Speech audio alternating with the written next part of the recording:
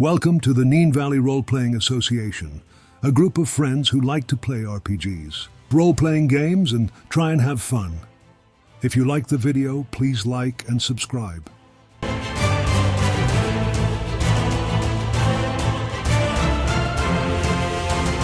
We now have a merch store for our USA listeners. It can be found at www.bonfire.com/store. We will put a full link into the description below. Thank you for your support.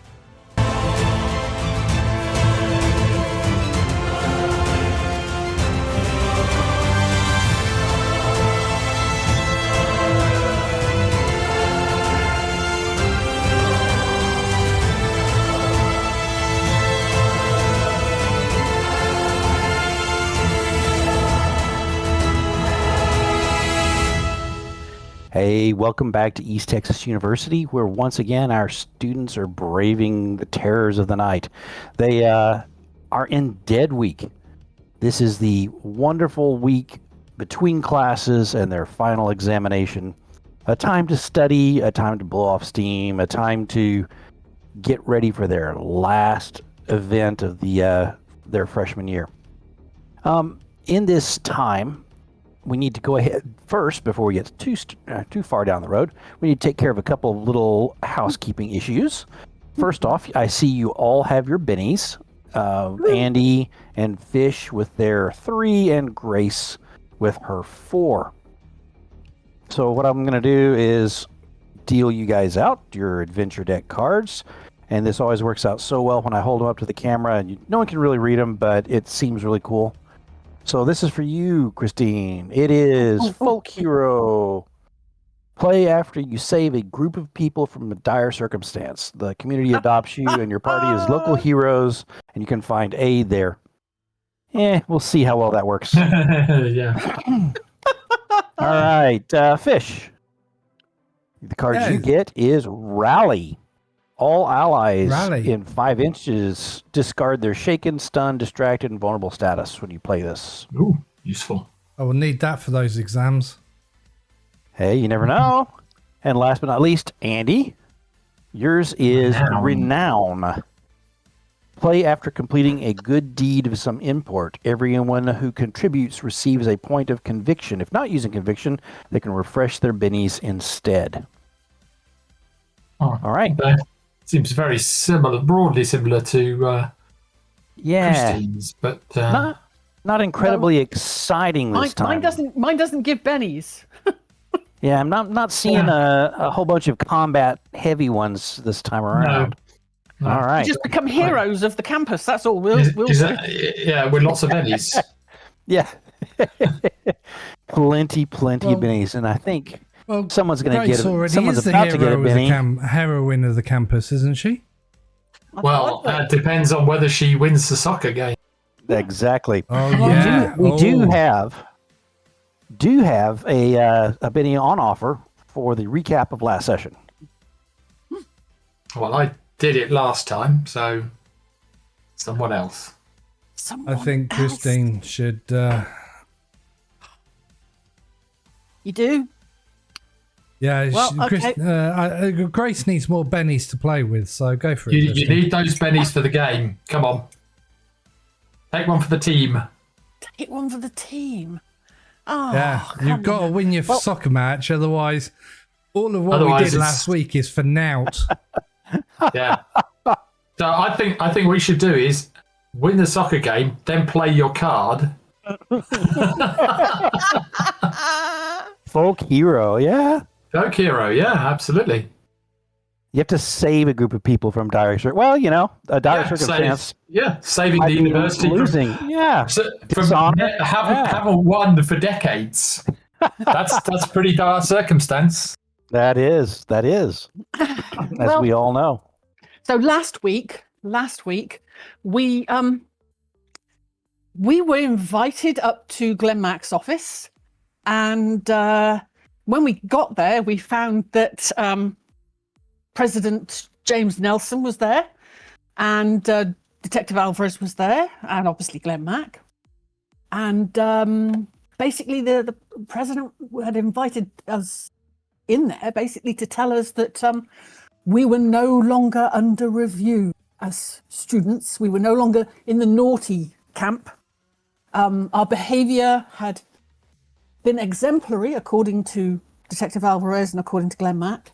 And he was very impressed with our examination results so far.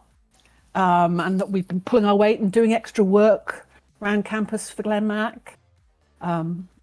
So he basically awarded us each a scholarship of $500 for books and computer stuff, whatever's needed basically for our course. So that was where we started our time last week. We decided to go and celebrate with bacon, of course, because of course you've got to have bacon to celebrate. And we were discussing the fact that Grace was really quite tired, and she was saying that Coach had been doing some extra practice for the girls, but there've been a lot of injuries, lots of players going down with injuries. And of course, our crazy gang didn't sit there and go, the girls are tired because there's all this extra practice going on. No, we immediately jumped the fact that there must be something ghostly going on here. So we decided to Google the arse out of ETU and soccer, women's soccer. And we found out that the last time that ETU had won the state championship was in 1967. And it had been a fateful match. It was the match that never ended. It was played in a storm, and the lightning came in, and unfortunately, lightning bolt came down and struck the ETU goalkeeper, Jenny Wilkins, and killed her. So the game obviously was called to a halt. That's why it never officially really came to an end. It didn't get to its full 90 minutes. And the team were declared winners on, looking back at it, on goal difference. They were 3-1 up, so they were told they were winners, but they never received their championship medals. And we discovered all this, and basically we decided that maybe, just maybe, it's not the training that's causing the problems for the players. We need to go and investigate and do a little bit of ghost hunt there instead. So we go down to the soccer pitch. We freak out Coach while we're down there, and we find that she's got a medal tucked in her pocket. She thought it'd be a little bit of fun, maybe a little bit of luck for the team, but she'd found this medal online and she'd bought it. And it was a 1967 championship medal that was never given out to the girls. We had a little wander around, and sure enough, Andy did seem to think that there was possibly some ghostly type of action there. Coach didn't particularly like that, but she did allow the guys to come and watch practice, which they enjoyed doing. And in fact, if you read my edited version of it, Fish enjoyed it so much he decided he was going to video some of it and send that footage over to Jackson and give him the ticket that the coach had offered to him, because he'd already bought his own ticket, so he decided he had one going spare, so he didn't invite Jackson along. So he was dabbling, was Fish. Yep, he was indeed. If you read the story version, he was dabbling. But basically, we decide we're going to camp out the field, see where we go to. But Andy and myself were quite heavily into doing some paperwork as well. So Fish said he'd stay at the pitch, which he did, and he thought we were going to come back, but unfortunately we fell asleep and we didn't come back. So he was the only witness to the fact that actually what happened was a ghostly spirit appeared, an electrified ghostly spirit appeared in goal and was controlling 5 members of the team in some sort of, sleepwalking type method, I don't know, but basically had them out on pitch kicking electrified balls around.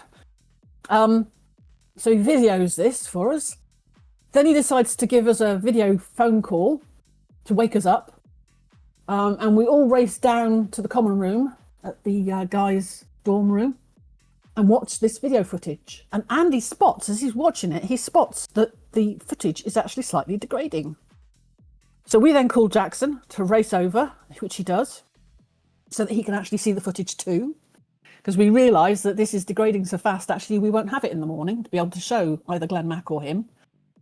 So he comes over, has a look at it, and he's absolutely amazed. And it is decided that we will camp out the pitch the following night as well, which we do. Andy asks Grace if she can persuade the coach to bring the medal. Actually, he actually asks her to get the medal off the coach. And she doesn't quite manage that, but she does persuade coach to come to the midnight gathering with the medal. So I kind of succeeded in my task.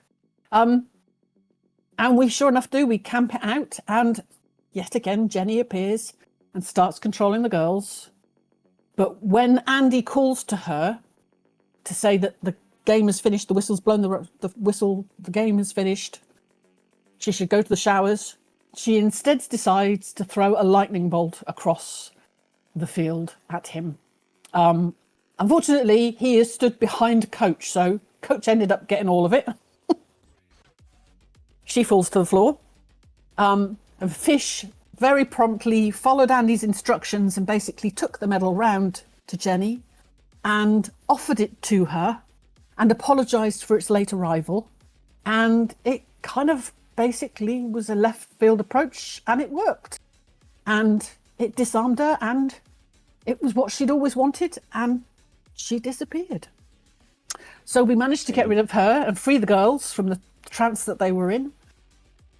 And and hopefully we're all now getting a good night's sleep because we've got a football match the next day. But that is what we did. Wonderful. So and Andy got all the pecks on the cheeks for saving them, and Fish got feck all as usual.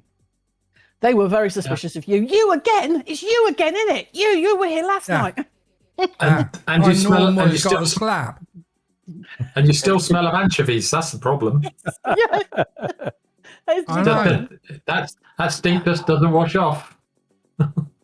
Oh man, It's my go-to food source for studying. beautiful. Nice. Along with your digestive crackers. Well, let's go ahead and go to that game. I think that's where we need to go next as far as where the camera shifts. I think we find ourselves well into the game. You've had your mid-time. Half-time break. Half-time break. You are at. I think what we'll do is simply, I'm going to roll a d4 and you're going to roll a d4. We'll see what the Oh no! what we're at right now. Oh, that's mean. Oh, wow. Oh, they've only got one. Oh, we've got one too. All right, tied up.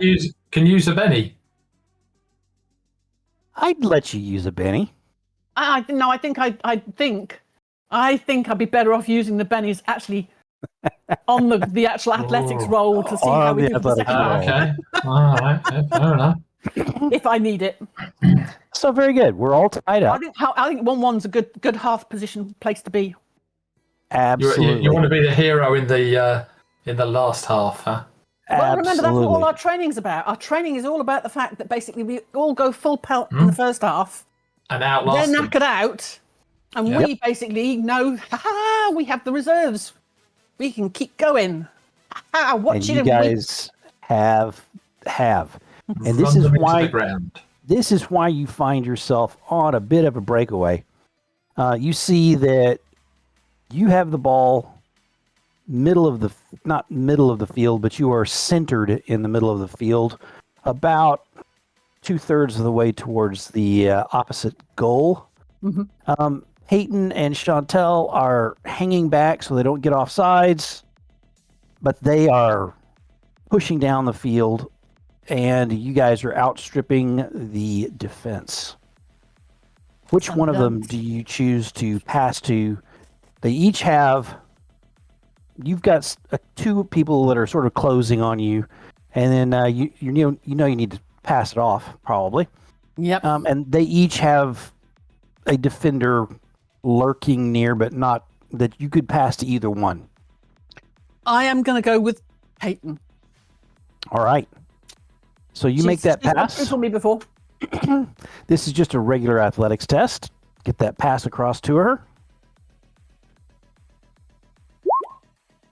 Oh, I'm going to use Benny. Told you Fair I'd need them enough. for this. Fair enough. I told you I'd need them for this. Fair enough. I'm going to have nothing left for exams. There it is. Oh, She absolutely picks that up, and as she starts to move down the field, the defender closes with her, and it gets more physical than you think. You think the ref probably should have done something, but she gets sort of pushed to the outside and doesn't get to finish closing towards the goal. You find yourself towards the middle of still in the middle of the field, streaking down towards the goal. I'm streaking. Oh my God, Wow. no, that's bad. That's bad. I shouldn't be doing that. I've got the video recorder. So I'm videoing it. I've got the live stream going as well. words Tagline: matter. Amazing Racing grace down the middle. bears all. Yeah. Don't words look, matter. Ethel, but it was too late. So I think you're just at the top of the goalie box when Peyton decides to pass back to you. Her pass is high. You're going to need to catch it with your chest and bring it down, or somehow bring it down, Okay. and then try and get control of it. So this athletics roll is to control this pass, and then you will have a further one to try and make this kick. And it will be opposed by the goalie. Okay, there we go.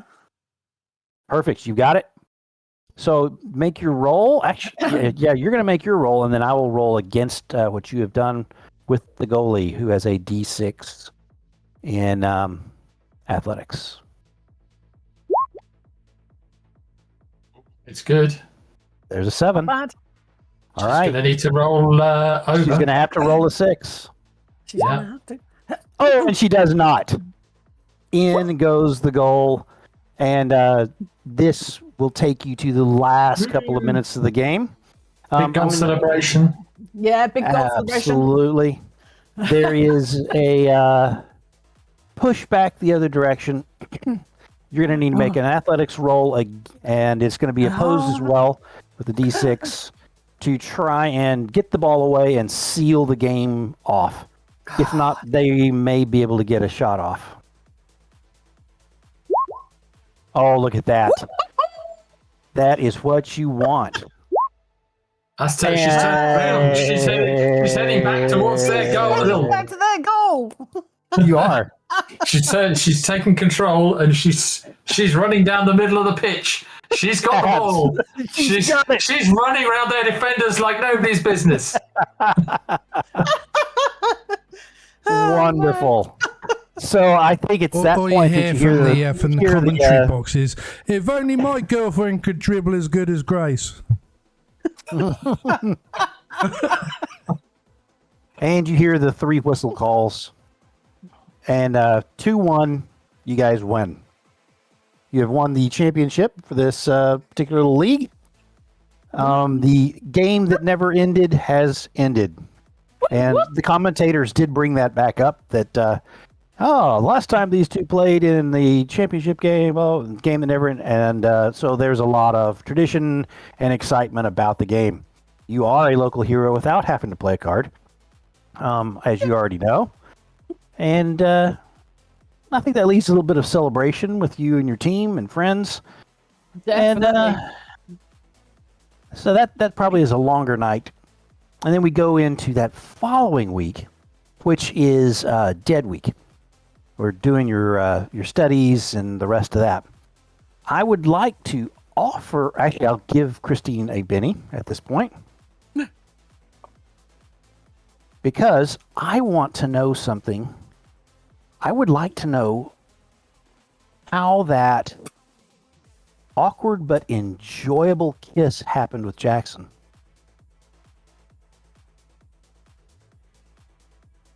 Oh, crumbs. Let's see now. Well, it's got to be during the celebrations. I mean, I'm pretty certain my guys would have come down to congratulate me. They'd have been up there. Absolutely. In the pit. Jackson was with them. And basically, Fish started off giving me a hug, and then Andy gave me a sort of, slightly more sort of cautious hug.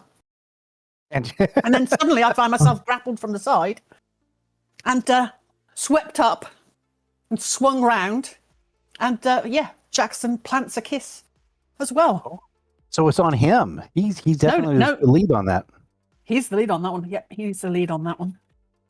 Which surprises Grace no end, needless to say. Oh, yeah.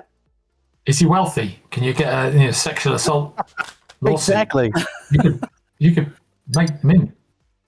Oh, exactly. Yeah. You can't just do that. Spanish girls did. Yeah. Did you grant consent? I don't think you did.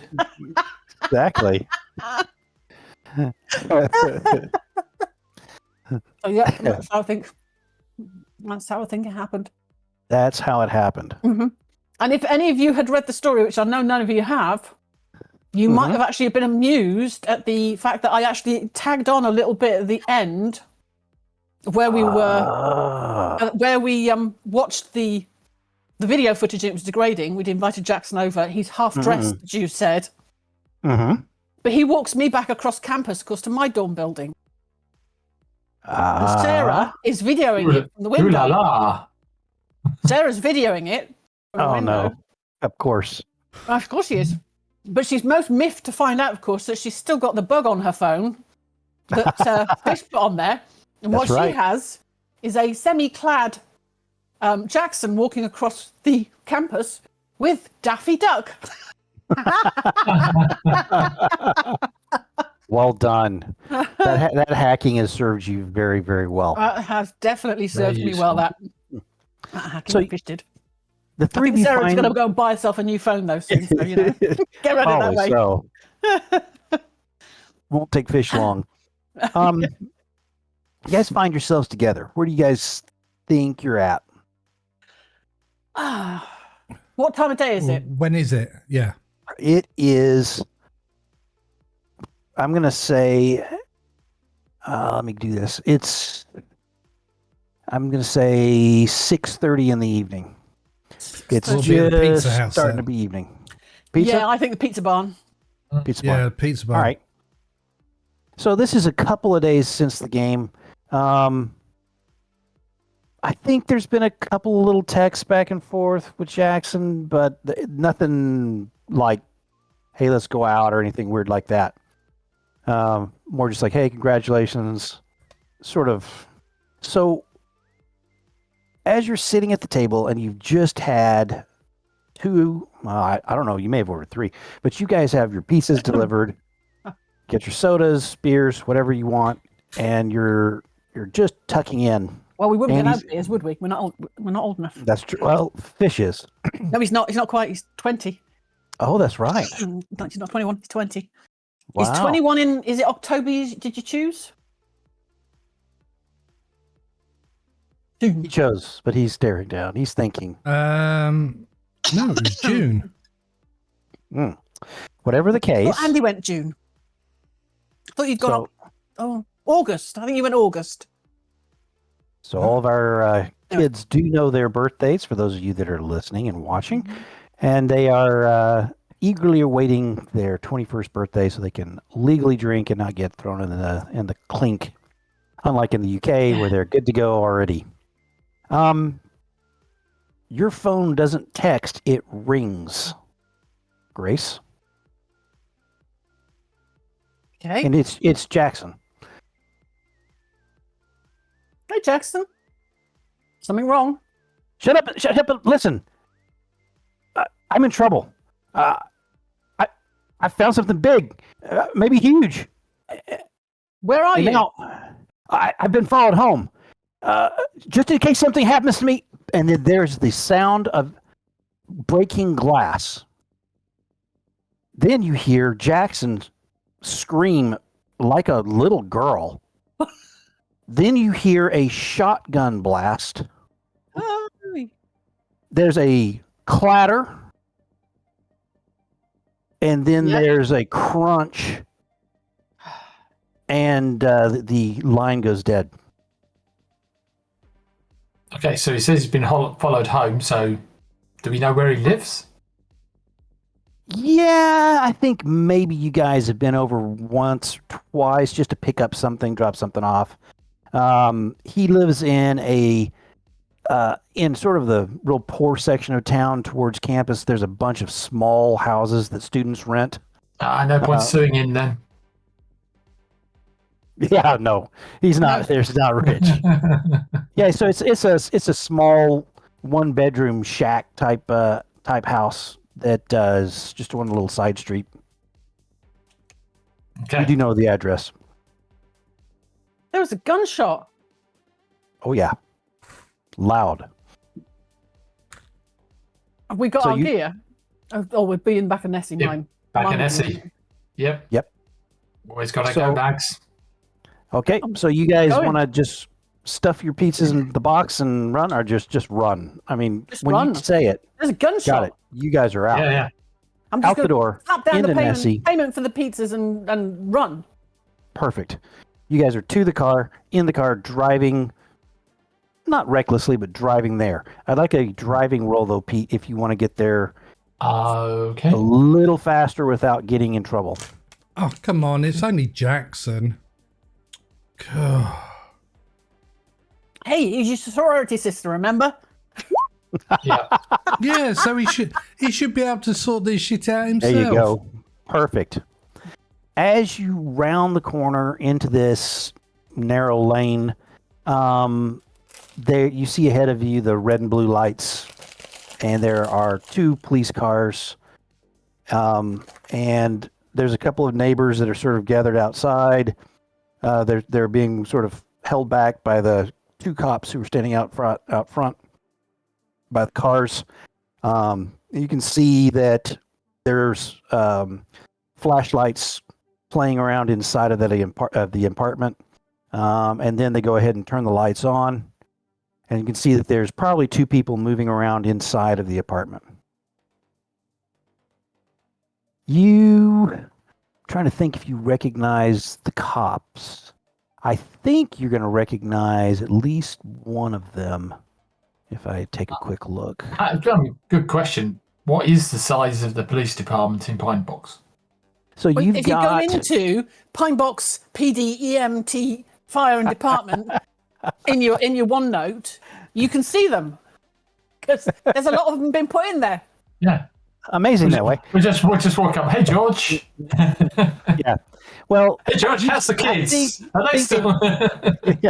I think there's probably about 6 or 7 just cops, and then you've got one sort of detective. You got a police chief, and then of course there's all sorts of other layers. Really convoluted in Texas as far as how all the different law enforcement agencies work, including things. Raymond Driscoll. What's the detective's Police name? chief. Well, it's Detective Alvarez, of course. Yes. God, I was hoping it's Trip Anthony up there. Yep. So Officer Nunez, and you don't recognize the other one, are outside. I'm trying to remember which one was the one that was so injured by the radioactive Nunez catfish. was the one who was first in. Nunez. Okay. First, And then Cole Wall was the second one who was very bad. So then so it's Nunez is there. So his partner Cole is not. He's probably still convalescing. Yeah. Nunez sees you guys pull over on the far side of the street, and he sort of waves at you. Gonna get I out, kind of do go that. over. Yeah, go My over chin and chat goes to him. up in acknowledgement. Yeah. We'll say, Okay, so the 3 of you guys approach. There are probably 4 or 5 neighbors standing around. There's an older lady and there's a middle-aged couple. There's a couple of college kids, a little older, and they're standing around like, "Oh yeah, we knew him. He's a real nice guy. Sort of quiet, kept to himself. Except once in a while he threw a party, and they're just sort of giving some little statements to the other officer. Nunez sort of waves you away from those folks, and steps around the other side of the squad car. Says, "Hey, kids, what's going on? What are you doing here?" We just got a phone call from Jackson Green. Works at the university. That's who lives here. Yes. What can you tell me? He's my sorority sister. He just looks at you. Okay, and what did he say?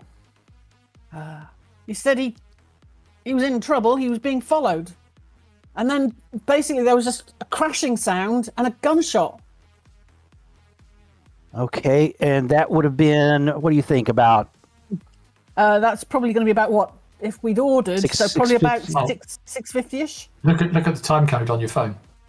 There you go. Yeah, There's a call. 6:50. Yep, absolutely. So you can look at that, and it says, I'd say 6:15, because you're down here about 6:30ish, right? Is that what we said? And down at this place at 6:30. 6:30. So like 6:50. So you got down here about 7. So he says, "Oh no, it wouldn't take you 30 minutes.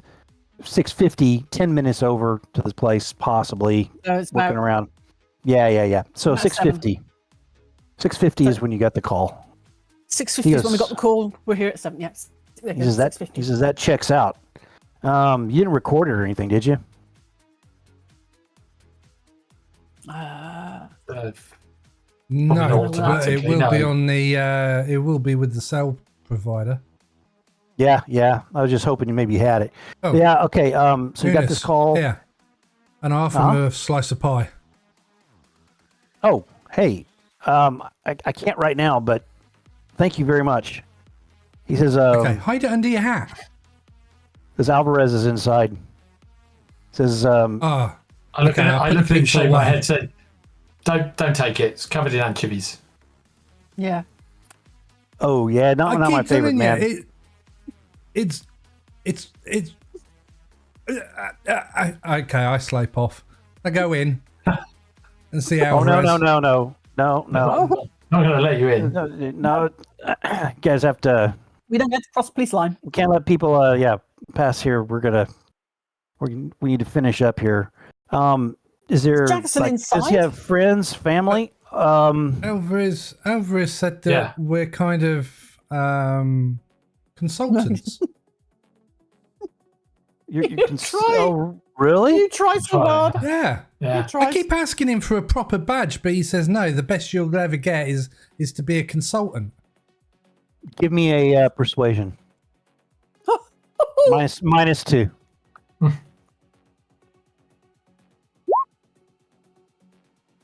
Nope.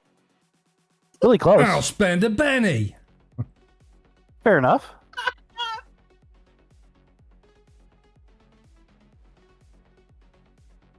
Nope. No. Even worse. No, so he says no. We'll go with the first one that was really close. He says, look, no, I can't let you in. Look, I'll call him and then have him come over. Yeah. So he gets on his radio and he lets Alvarez know that you're outside. And he says it'll be a minute. Frank, We've that guy. just a question. Still got to deal with the Officer Nunes, is Jackson inside? Is he okay? I can't really talk about what's going on, compromise the case and all that.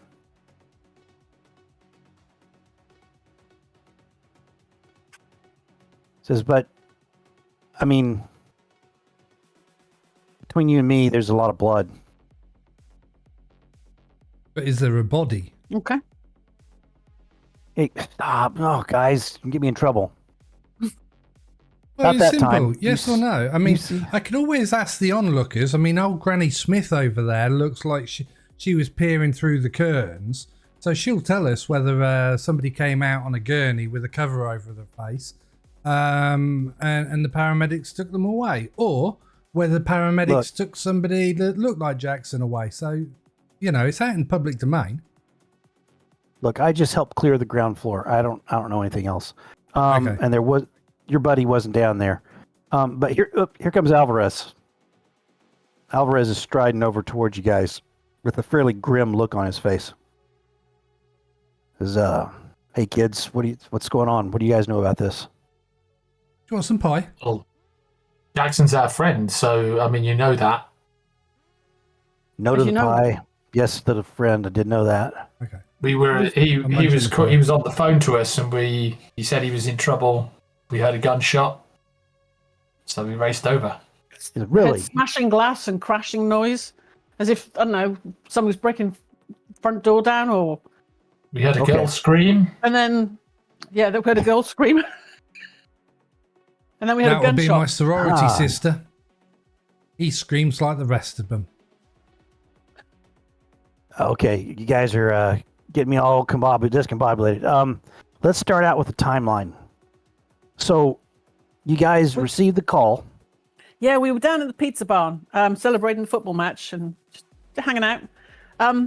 Congratulations, by the way. And yeah, thank you. But yeah, no, Jackson called about 6:50ish. I didn't record it, I'm afraid, but it'll be on the. So what did he say? On the cell.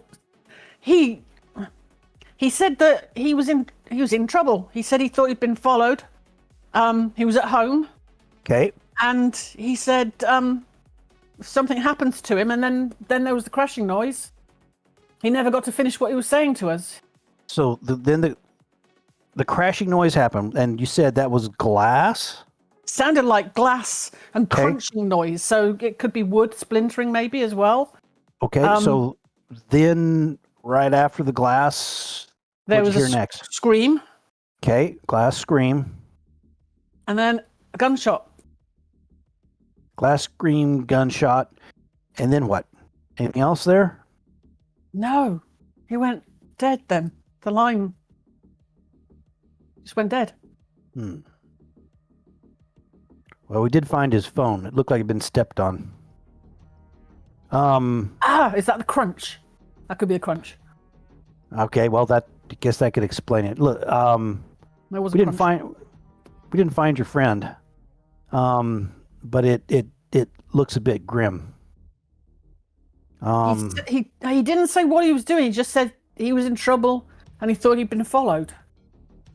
Does Jackson have any family you know of that we can reach out to? Any acquaintances? He's never mentioned anything. Glenn Max. Yeah. He's always said Glenn Max has been a father figure to him, so I don't know. Glenn Max on the way. I did give him a call. He should be here pretty soon. Is there anything else you guys can tell me that might help us get towards how this happened? No, I mean, how is he? What's going on? Oh, he's not in there. We don't know where he's at. There's a shotgun on the floor. It's been fired, both barrels. Okay. And there's a lot of blood. There's a lot of blood.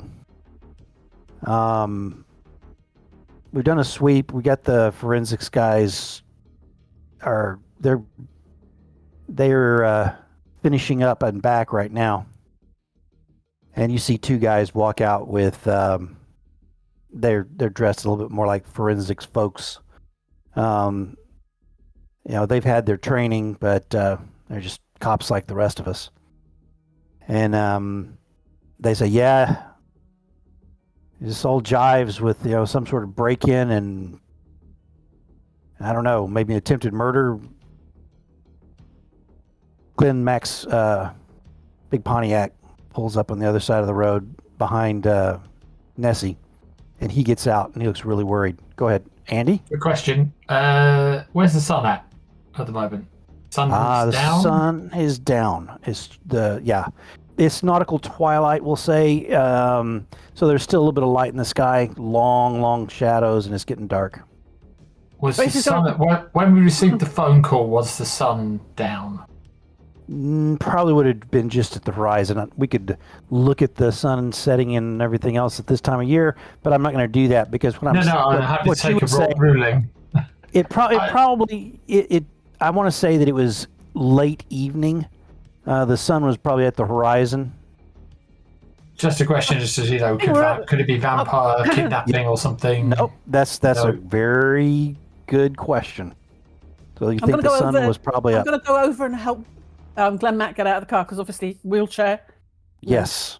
So going to go over and help him get out and get the chair in the right place for him. And we have a player wishing to speak. Yes, Rob.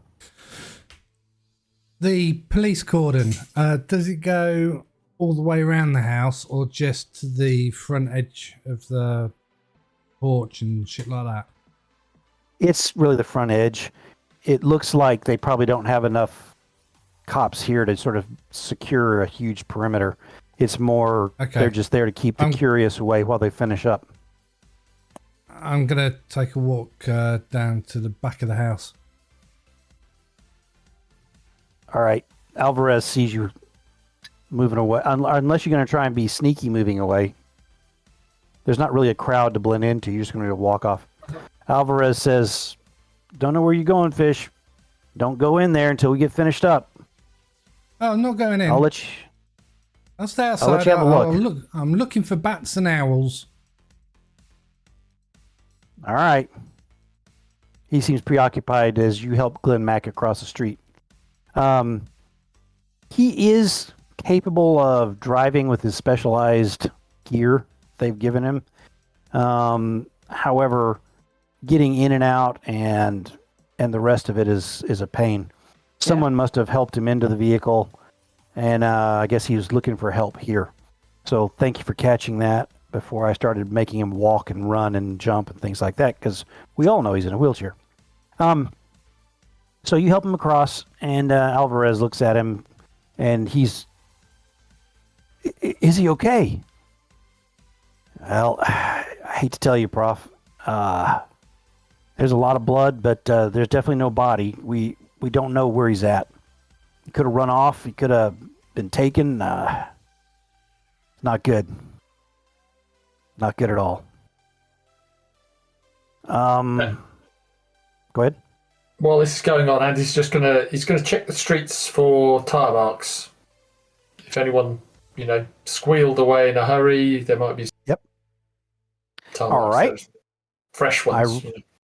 I really like that. You're a winner with the ladies there as well, Andy. Why don't you go try and chat up the old lady, see if you can find out about hearing any tires squealing? Oh, jeez. Give me a roll of some sort. Granny Smith. What was that, dearie?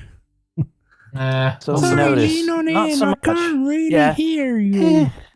You find a couple of different tire marks that are sort of in the area, but you can't really tell the age.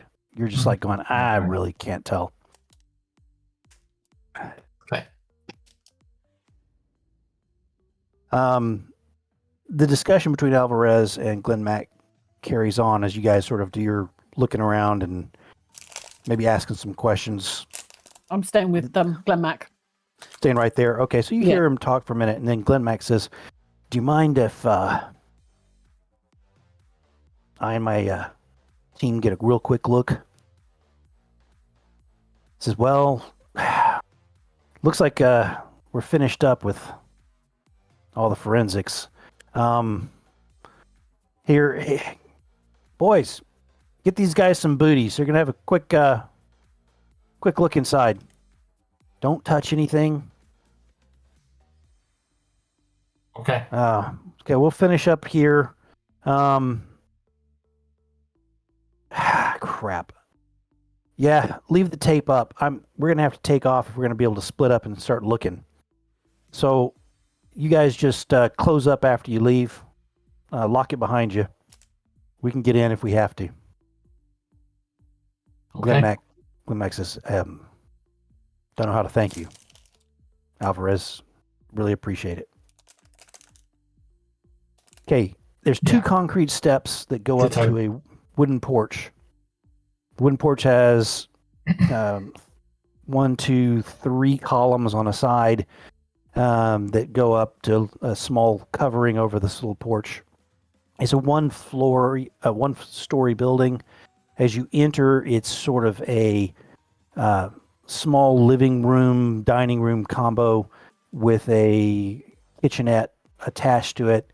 There's a small corridor that runs past a toilet, looks like, and then and then there's a door at the end of that that's halfway open.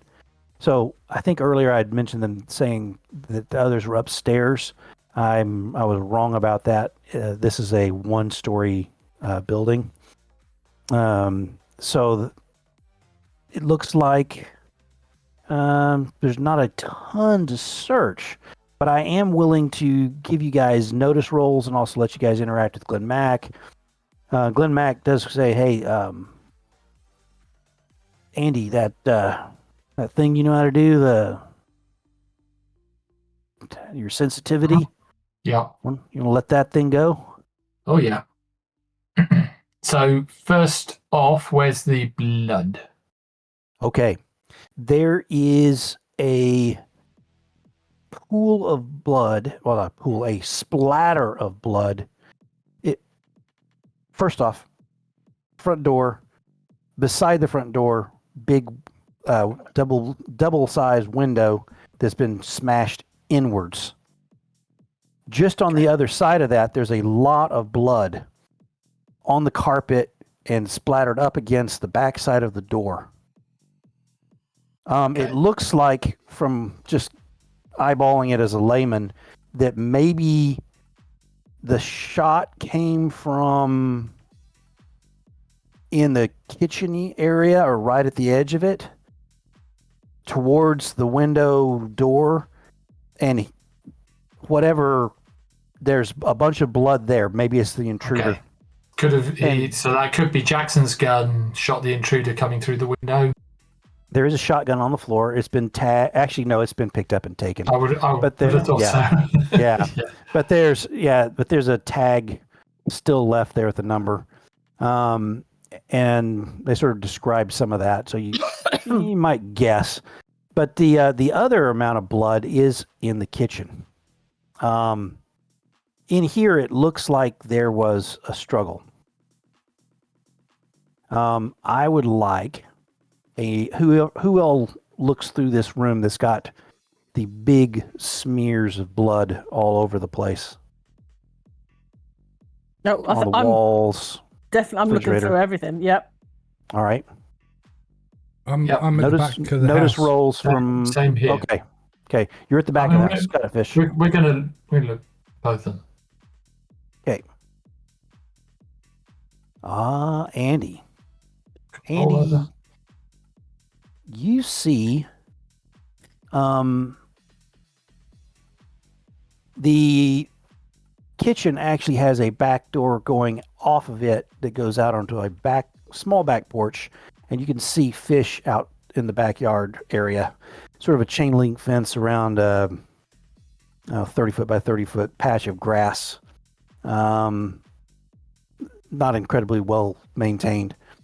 But on the door jamb and wall, there's a slight gap, and protruding from that gap is a long, pointed piece of material that's black.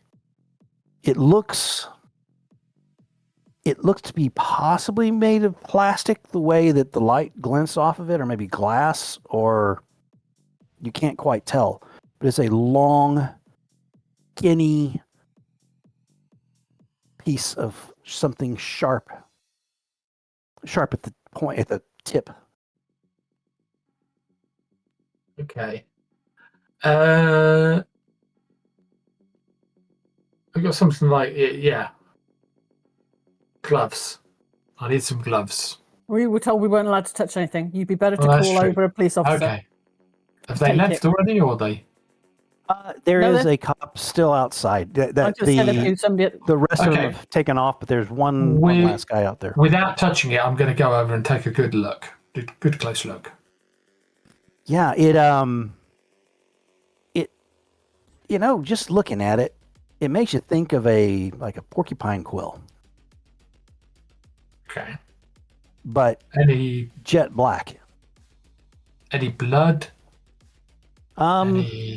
Yeah, there's some blood on the tip. Like maybe it raked through something. How long is it? How low? How long? From what you can tell, it's where it's stuck. It's probably only in maybe about 1.5 inches, and then it extends out for another about 6 inches. So it sticks way out. You're wondering how the cops missed it, but they just did. Okay. Um,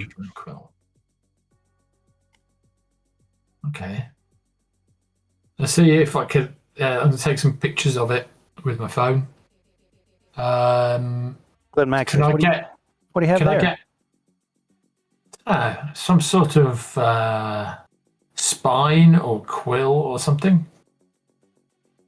I need a notice roll from whoever is looking at him at this moment. Well, I'm looking at the quill, so That would be Grace. Grace, his face drains of color. He goes, it can't be.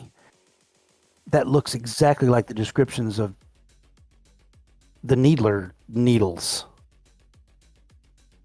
okay. It's exactly what I'm scanning through the book to see if I can find anything of. There's a Needler. the needler. Where's the needler? Is there a needler in it? A needler who's called Needles. How original. Yeah, you know the No, there's a creature. We'd heard about the needler on camp, sort of How do I- jumping out from behind bushes and attacking students. I don't know I don't know what the needler is or does though, because I can't find the needler anywhere. Okay. I no. was wondering you don't- about the needler. I mean, the few things you've heard, sort of a campus boogeyman type thing. Hey, it was better than what I came up with, which was the Stilberg demon, which is like, oh my god, I don't want to know what going against that thing. Jeez. Yeah. Okay. Do I get any occult sense off of this? You may make a roll for that. And that's a cult. Okay.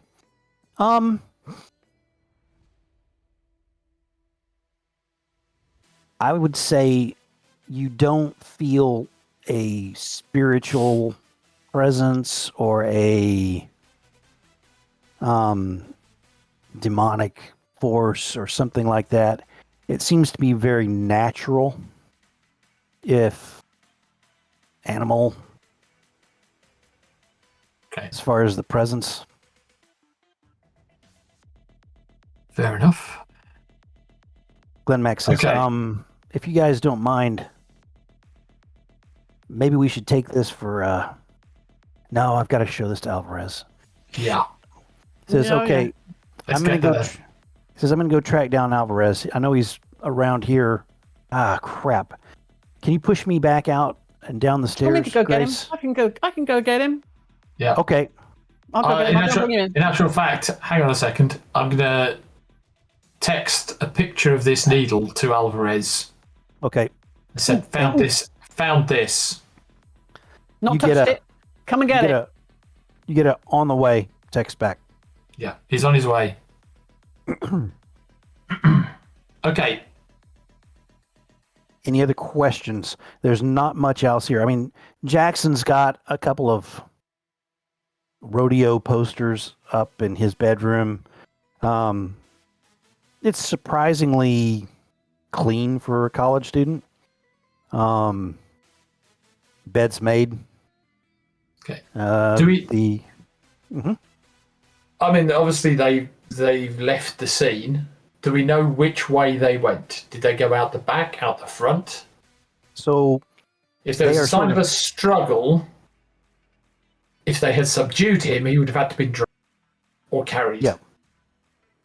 So, you- either yeah. something's going to be heavier than there's going to be drag marks. Yeah. Yep.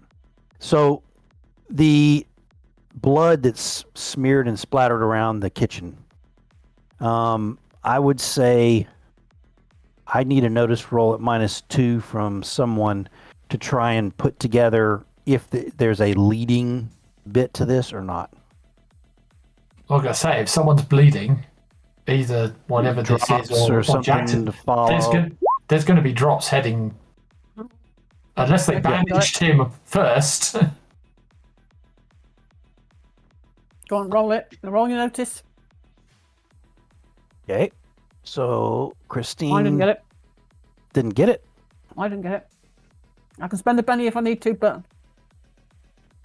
try again. Fish has been hanging around in the backyard for a while. Did you spot anything? Fish, you can do a spot hidden out there, or not a spot, hidden a notice as well out there. Are you going to do one, Andy? Yeah, I can do. Very good. I've done one, but you going to try one? So neither of you guys got that. I will tell you what, and then Charles out back, you sort of looked around out there. I'm going to spend a penny because I'm worrying. That's fair enough. I'm not happy with the fact that I'm not finding anything. I should find something. There's got to be something. There you go. There you go. The blood with that roll, you got a 9. You think, as you're looking at the drying pools of blood, that the blood all around the window door are at this point taking on a darker hue than the blood that's mostly around in the kitchen. You do see that it looks like droplets of that dark blood move back across, and it possibly went back out the window, out the front. It doesn't look like anything's gone out the back door of the residence. I'm going to explain my thinking and theory and see if Andy's nodding that it sounds kind of... You can see what I'm talking about. Sounds plausible. The marks I'm noticing. So comparing the blood at the front, by the front window and up the door, and the blood in the kitchen, they're noticeably different colour? Yeah, at this point of drying, it appears that you can tell one from the other. Almost. Yeah. There are droplets of both colors around the front door, but it looks like the predominant amount of blood around the front door window-ish wall area, from what you presume is a shotgun blast, because you can see all the pellets in the wall. That's that darker color, rusty looking blood. Okay. And then some bright blood, all of that, the red blood that you would expect, all in the kitchen. Some drops across, as well as the rusty blots going across to the window area, and some drops around the front door as well. Okay, so directionality. The drops of the brighter coloured blood by the front window leading outside or coming in? Ooh. So if you go outside and look around, you don't see any of the drops of the brighter colored blood there right outside the front window. You do see some drops down the front steps now that you are looking at it and going, that's what that was. So onesie two little drops. Okay. So thinking about it, theory that I has. This theory that you has? Jackson is chased home by this thing. Goes to his house, slams the door, goes to the kitchen, picks up his shotgun. This thing jumps through the window. He unloads both barrels, don't know. It jumps him, tussle in the kitchen, and then it takes him back out the front. Any thoughts? Sounds like that's following the evidence. Yeah. Okay. So let's see if we can find any more of these drops of blood outside at the front. Does anyone know where the needler lives? Where it's meant to reside? Is it in the big thicket, or is it in the forests around the campus?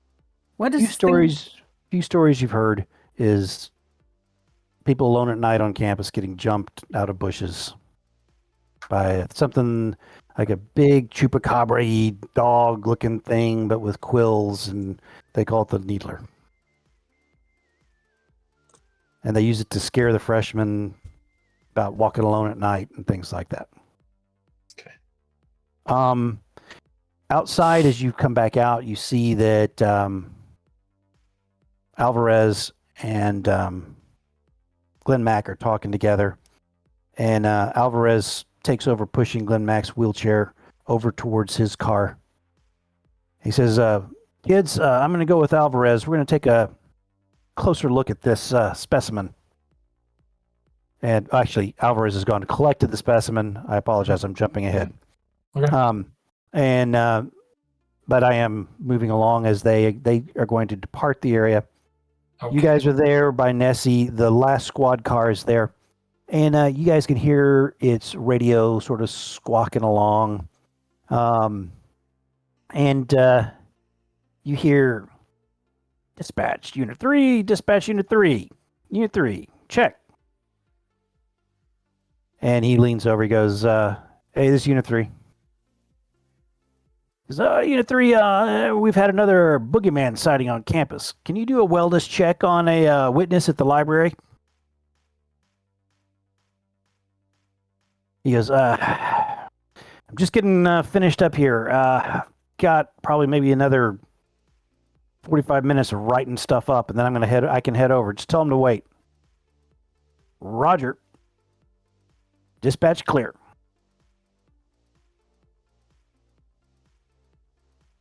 Question. Jackson looks like he works out. He's a fit guy, yeah? Yeah. Does he run? I think you guys probably can guess from his physique that he either runs or he's got that just natural runner's type body. Okay, I'm just thinking, if he's got a fitness tracker, can we track his GPS? Does anyone know about it? Fitness tracker watch, or something along those lines.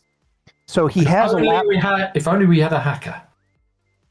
He has a laptop in his house, so you guys can hack that if you want. Awesome. Fish, so, you're up. I'll let you. Do you guys want to take that with you? Because you've got this call that you just heard about that might interest you. If you could do that while I'm driving over to the campus. Yeah. All right. Fish. This is going to be a hacking roll +2. This is easy.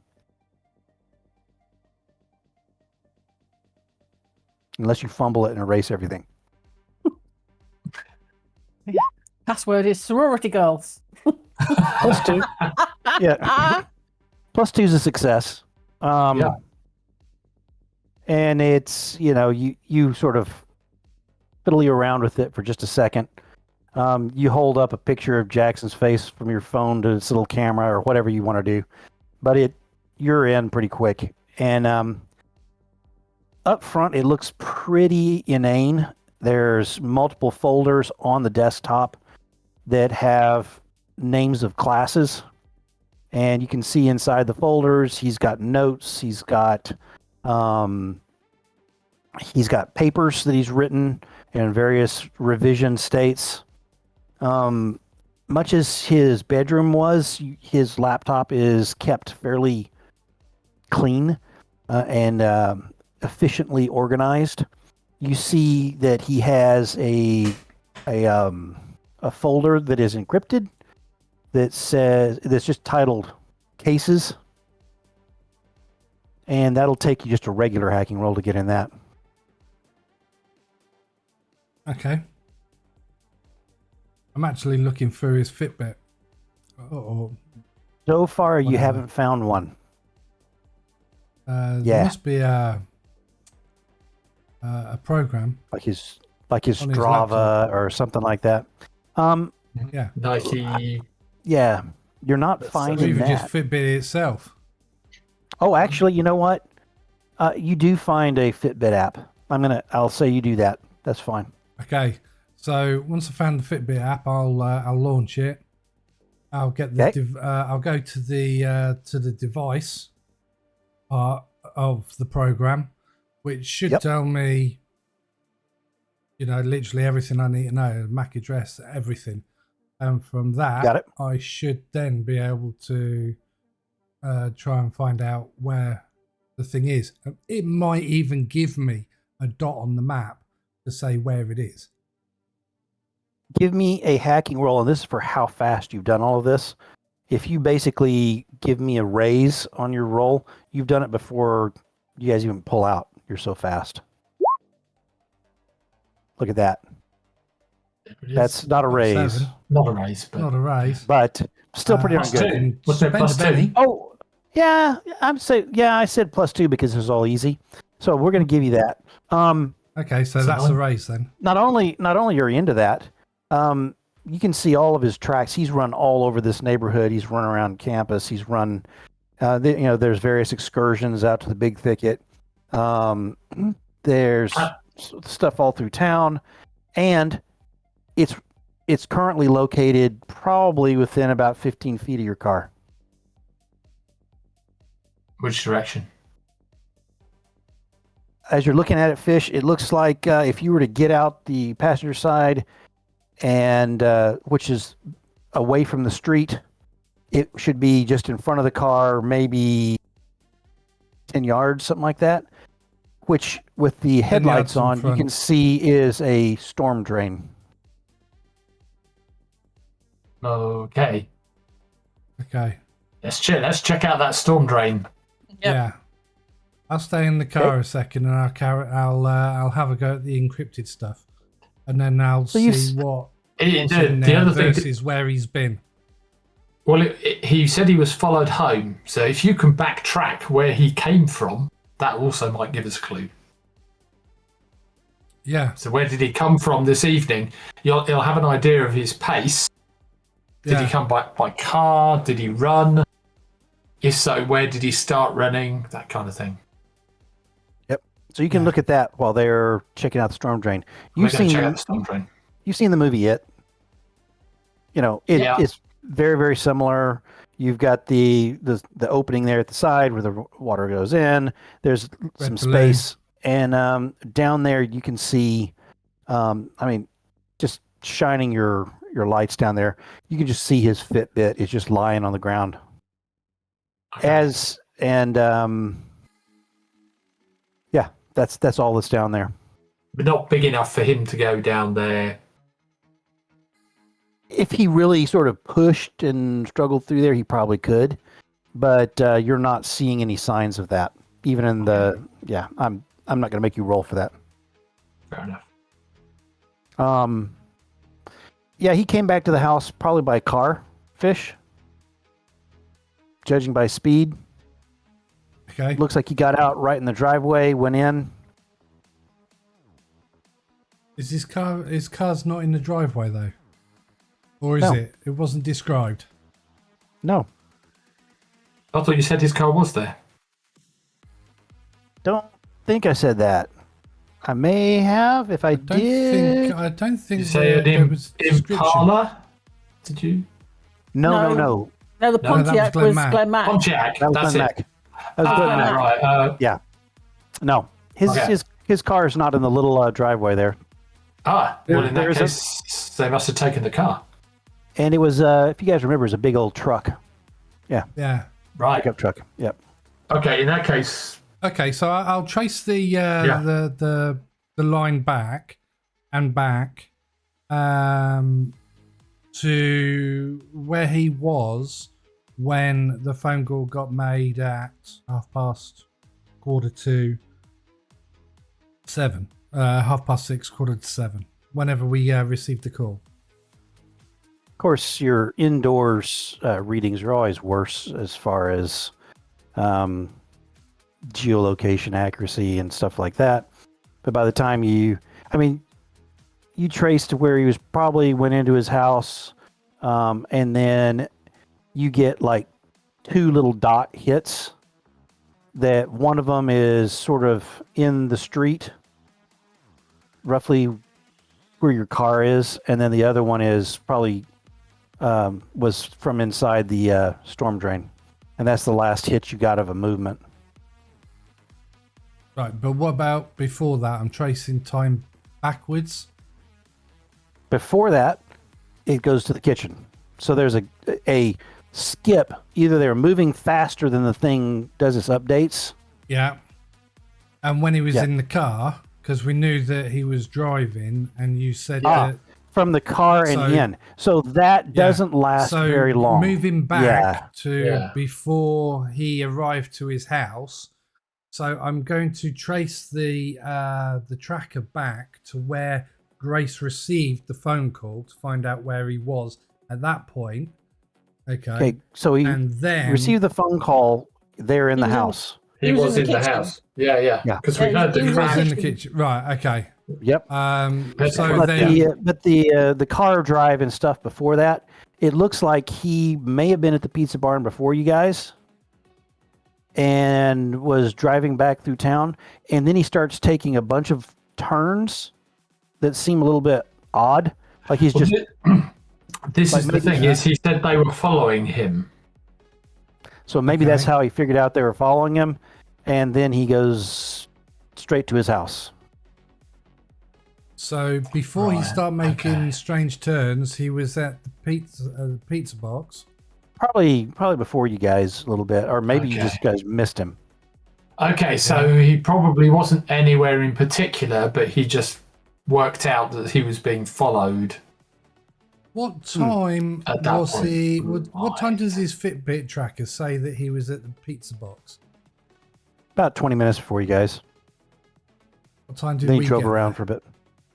He got there at 6:30. We were there at 6:30, so he'd have been there about 6. Yep. At 6:10. Right. Somewhere in there. Okay. So I'm going to. Whilst I'm on his laptop, fuck it. I'll. Are you driving? Is it connected to the internet? No, they haven't come back from the storm drain yet. You said it was easy doodad. Yeah. Right. Is he connected to the internet? Is his laptop connected to the internet? Right. No, okay. it looks like you're far enough from his house. On my phone, and then I'll connect the laptop to my phone hotspot. Okay. They get back in the car. Now I know the pizza box has security cameras over the front door and over the back door, I believe. Probably so. Definitely know about the front door. So there's one out in the parking lot too. Where the parking is, isn't it? Yep. So there's a big parking lot beside the place. Yeah. Yeah, I want to see if I can hack into their security cameras for 6 o'clock. And basically then see if I can see Jackson's motor vehicle. And then see if I can see him leave if anyone follows him. Okay. From there. So what minuses do I have for the hacking? Say before you this isn't going to be easy. Are you guys moving across towards the campus? That's great, Fish. Yeah. So once we've done the work we've done, we're going to head off to the library, I believe. Okay. Yeah. So you guys are cruising across town. Fish, you're starting to scan through video. Okay. You can see they don't have great quality cameras, number one. It looks like the one that's out over the parking lot has some sort of smear on the lens, but you still can see Jackson's car pull up. He gets out, he stretches, and then walks over towards the pizza barn in his normal cowboyish swagger, and you lose him in that camera. You pick him up a little bit later in front of the front door. He opens the door and lets some people come out, holding it for them as a gentleman that he is, and he goes inside. He comes out about 5 minutes later. Looks like he's picked up a pizza to go. You lose track of him by the front door. You pick him back up as he opens the door on the passenger side of his truck, puts the pizza box in, walks around, and then he looks around a little bit, and then he gets in his car and drives off. As you look, there's 2 or 3 cars that leave not long after him. There's there's the scary white van that you don't know what it is. Nothing on the side. You can't see the license plates from the angle. There's a little Volkswagen Golf that leaves. There's another pickup truck. It's really hard to see what possibly it could be, but those are the type of things you see.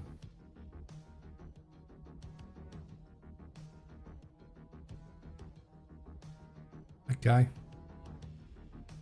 So I'll relay this information to Grace and Andy as Andy is driving, and I'm going to make I'm going to say, I bet you it was the Golf. The other two is just too like plot normal, isn't it? You know, scary white van, no markings on it, can't see the number plates, maybe not even having number plates. That's just too obvious. The pickup truck, you know, again, too obvious. It's like Chainsaw I'm a dozen around here, thing, isn't it? You know, and we are in Texas. I know, you're right. The VW Golf is the suspicious one because they're not called Golf in America. Oh, what are they called in America? Is it Rabbit?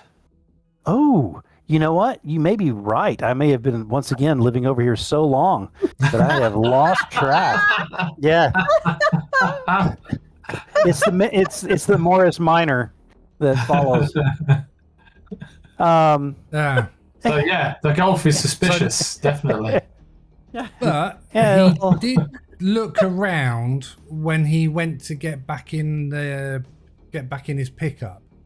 So he must have sensed, heard, saw something, and he wasn't quite too sure. But there again, he could have been followed after and before he started making those weird turns. Well, up ahead of you, the brightly lit grounds of the Sam Rayburn Library shine a bit like a jewel against the velvet backdrop of the darkening night there over campus. You pull into the parking lot by the Sam Rayburn, and you can remember there's the open glass area below they call like the fishbowl, where students sit and do some studying and things like that. And you can see that there's some students inside. I will just say I did a little roll as we were coming across as well for research. I'm just while Andy's driving and Fish is hacking, I'm going to just do a little research as much as I can find out about needlers online. Any information, any weaknesses, you know, are they any resistances they might have that we might know about? Are they resistant to electricity? You know, do they have a dish? Of course they're immune to electricity, but everything else you can't find anything else about. No. You know what I mean? I'm just trying to see if there's anything I can pull up that might be useful to us. The knowledge that they got poisonous spines they shoot out, anything that I can find out that might help us detect us knowledge that we might need. Okay, I'll need a roll. Because this is... Oh, there you go. I said to you, I'd rolled. Five, and that's what the roll was. All right. So you can find a couple of Texas cryptozoology type sites. Very brief mentions because it's only really known around Pine Box, Texas. Sometimes they just call it the Pine Box Needler or the ETU Needler, or usually just Needler. But there's 5 or 6 little stories of students who say they've seen it. It was scuttling around a corner. It jumped out and terrified some people. There's some missing students that maybe it was associated with. And that was like a a student paper story about 10 years ago. And there's several little things like that, but in general, size of a large dog, black, maybe gray. Is, of course, all of the sightings were at night, roughly. I don't like to drive a pickup truck away. Yes. So with that, somebody's using this or controlling it, or before we go into the library and talk to the students who are there, let's take a short break. Excellent.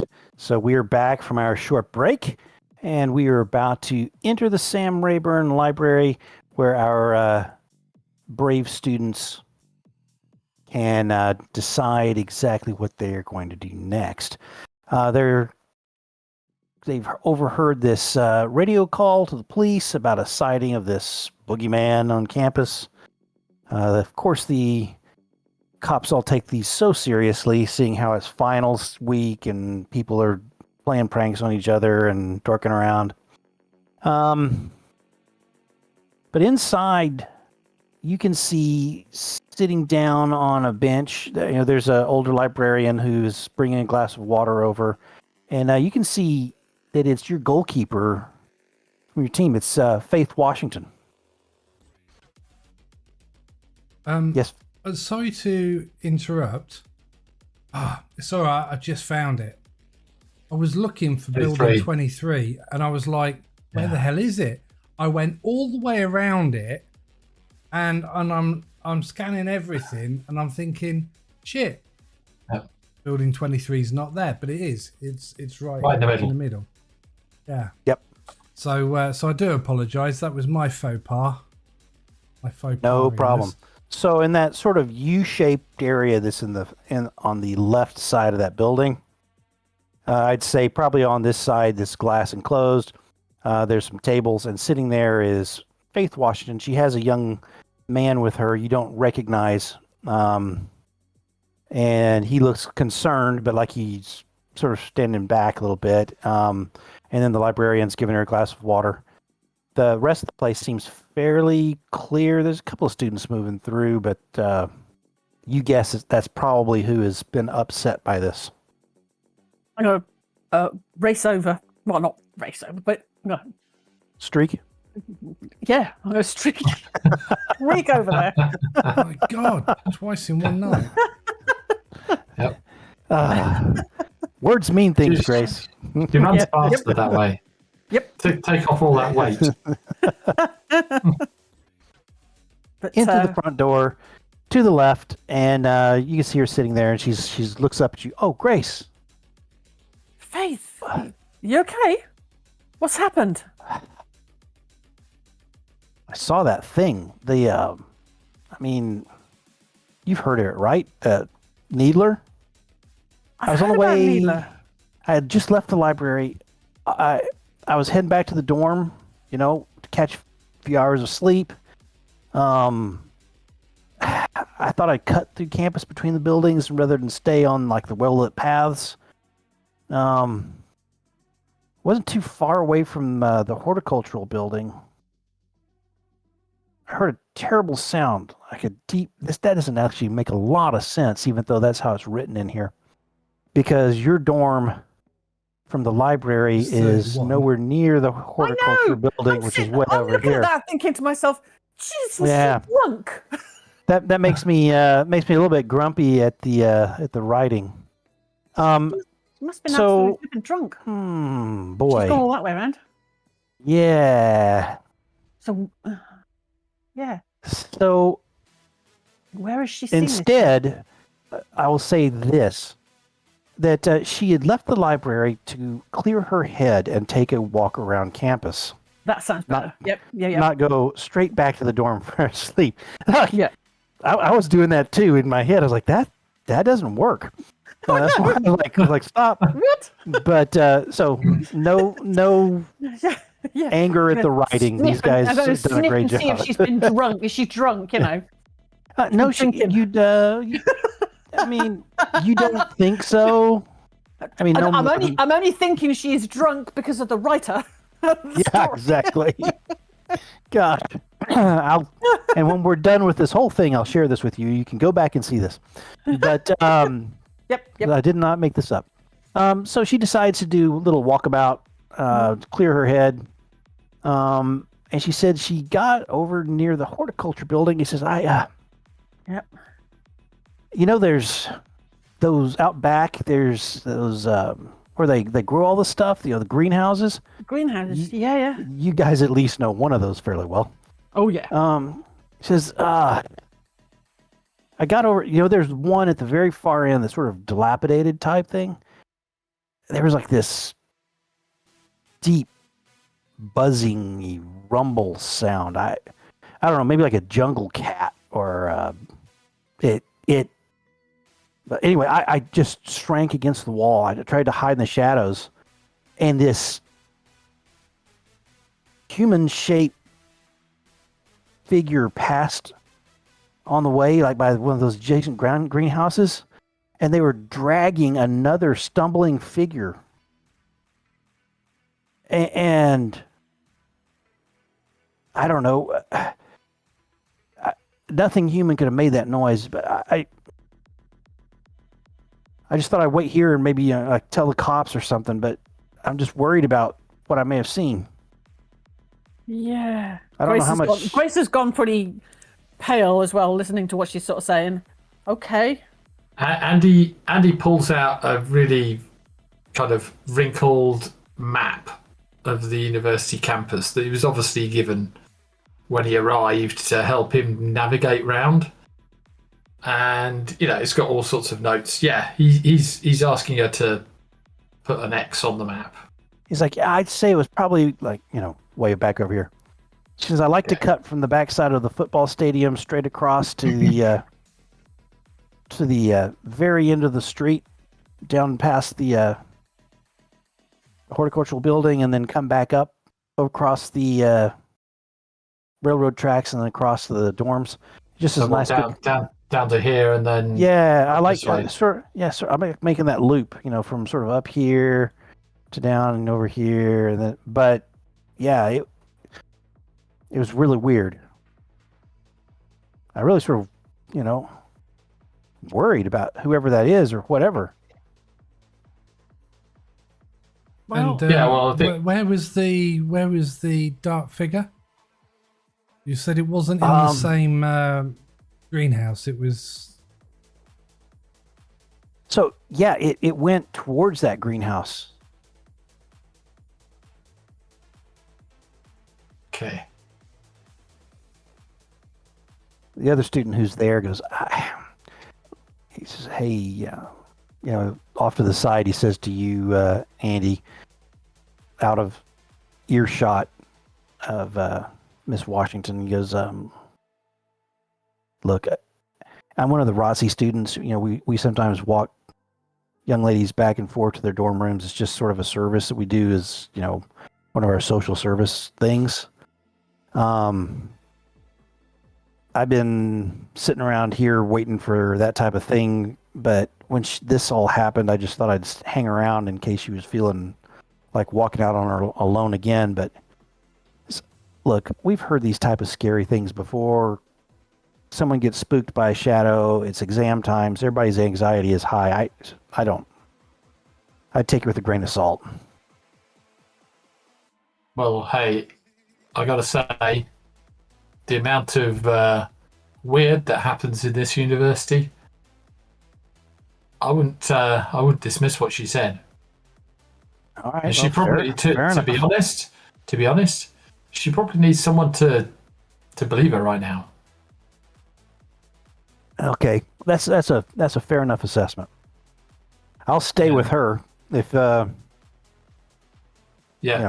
cops will be here, but I'd say stay on her side. She needs that. So in your heads, you can guess that the cops got about 10, 15 minutes of doing the last bits of his paperwork. He's going to drive across town. We're not going to wait for the cops. I would say let's No. Let's head over. The All right. important part of the We can stop information that I received from her was dark figure dragging another person. Yeah, exactly. So A that stumbling, could be carrying a Jackson. stumbling person. Yeah. Was it Yeah, one that's what I'm figure or thinking. two figures? Was it two people drag two people? That's what I thought I heard. No. Two... No. Oh, okay. So it was one person dragging another person. Yep.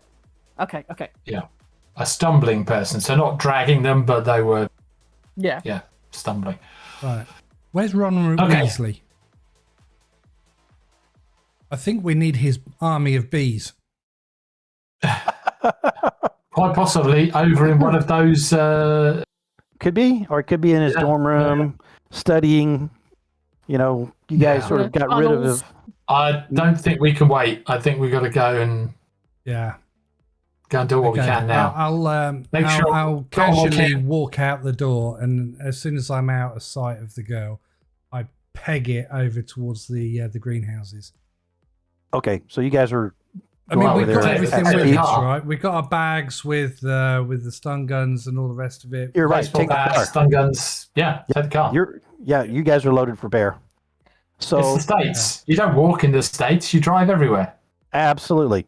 So you guys pull Well, out. I'm just thinking you know- that the car's parked over at the car park near 32, 31, 27. Oh, is it? And then Oh, it's okay. not that far over. Oh, Well, there's no other parking close to 23. You're right. So you guys probably a good would point. have walked across from either the other side of 22, or you would have walked over from the bigger yeah. parking lot. From up Yeah. here would Yeah. have been quicker. Yeah, that's where you probably did. Yeah. So you I could reckon probably by just the zip time we over actually there get and then. down, Yeah. I think we can more than likely Park run it over as here. quick as we can drive it. You could also just sort of pull over the side of the road in front of this. It's late enough at night. You're probably not getting We too could much just trouble. do a Tomo and actually just drive straight the way across this grass bit, kind of over here. Then across between these trees and just drive straight over. Oh, yeah. Drive Go through a few greenhouses. Go straight into the greenhouse. Drive down to here, and then up here. You wanna do that? You know, that's what Tomo did for me when we were going to what was you were doing the tiger's hair and we were doing something else. Oh, swimming cup. That was... Absolutely. I'm guessing that these roads here they look wide enough for a car anyway. Almost. They're a little tighter, but Nessie might not fit. That golf would have fit. What, the rabbit? So The rabbit golf. Yeah. you get to the cul-de-sac, and you can tell that probably there's room for expansion of the university out this direction. They just haven't built anything else out here yet, and so there's just this round cul-de-sac.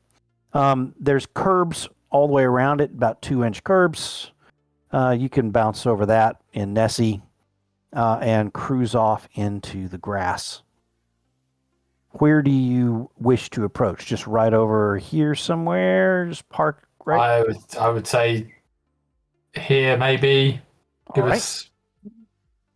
So we'll say Okay. that, yeah, you're not going to just pull right up to it and scare No, everything off? no. Okay. Okay, Sirens so blazing. I think if you want to turn your headlamps off and pull up to here, I'll Yeah. give you guys a stealth roll at +2 for not being noticed by anyone Okay. in the area. Go with that. Or you can do a driving. I'll let you do a driving, Andy. Yeah, do a Plus driving. 2. Do a Oh, driving, driving. Andy. Yeah. Yeah, not stealth. But we've already got a success, so if We you can do do. it better, if you can do it better, I'll take it from there. There we go, 5, 6, 7. Okay. So you pull up, park. You guys get out quietly, shut Yep. the doors quietly, and are standing about here. Okay. And I think Got my helmet on, chest armor, baseball bat, taser. that's wonderful. He's got one of those padded vests. The padded vests that the hockey goalkeepers wear. I love it. Nice. So as you're heading over there, a notice roll -1 as you're moving quietly towards it. All of you guys give me that. Both of those will have to be modified by the lighting condition as well, which is a -2, but 2, 3. Grace, You're I gonna did not succeed. no. So -3 is gonna kill yours off too, Grace. Andy fails to notice something in the grass and trips over, face plants, gets himself up. Think you step in some as you get right about just to this edge of this sidewalk, and there's a door right here.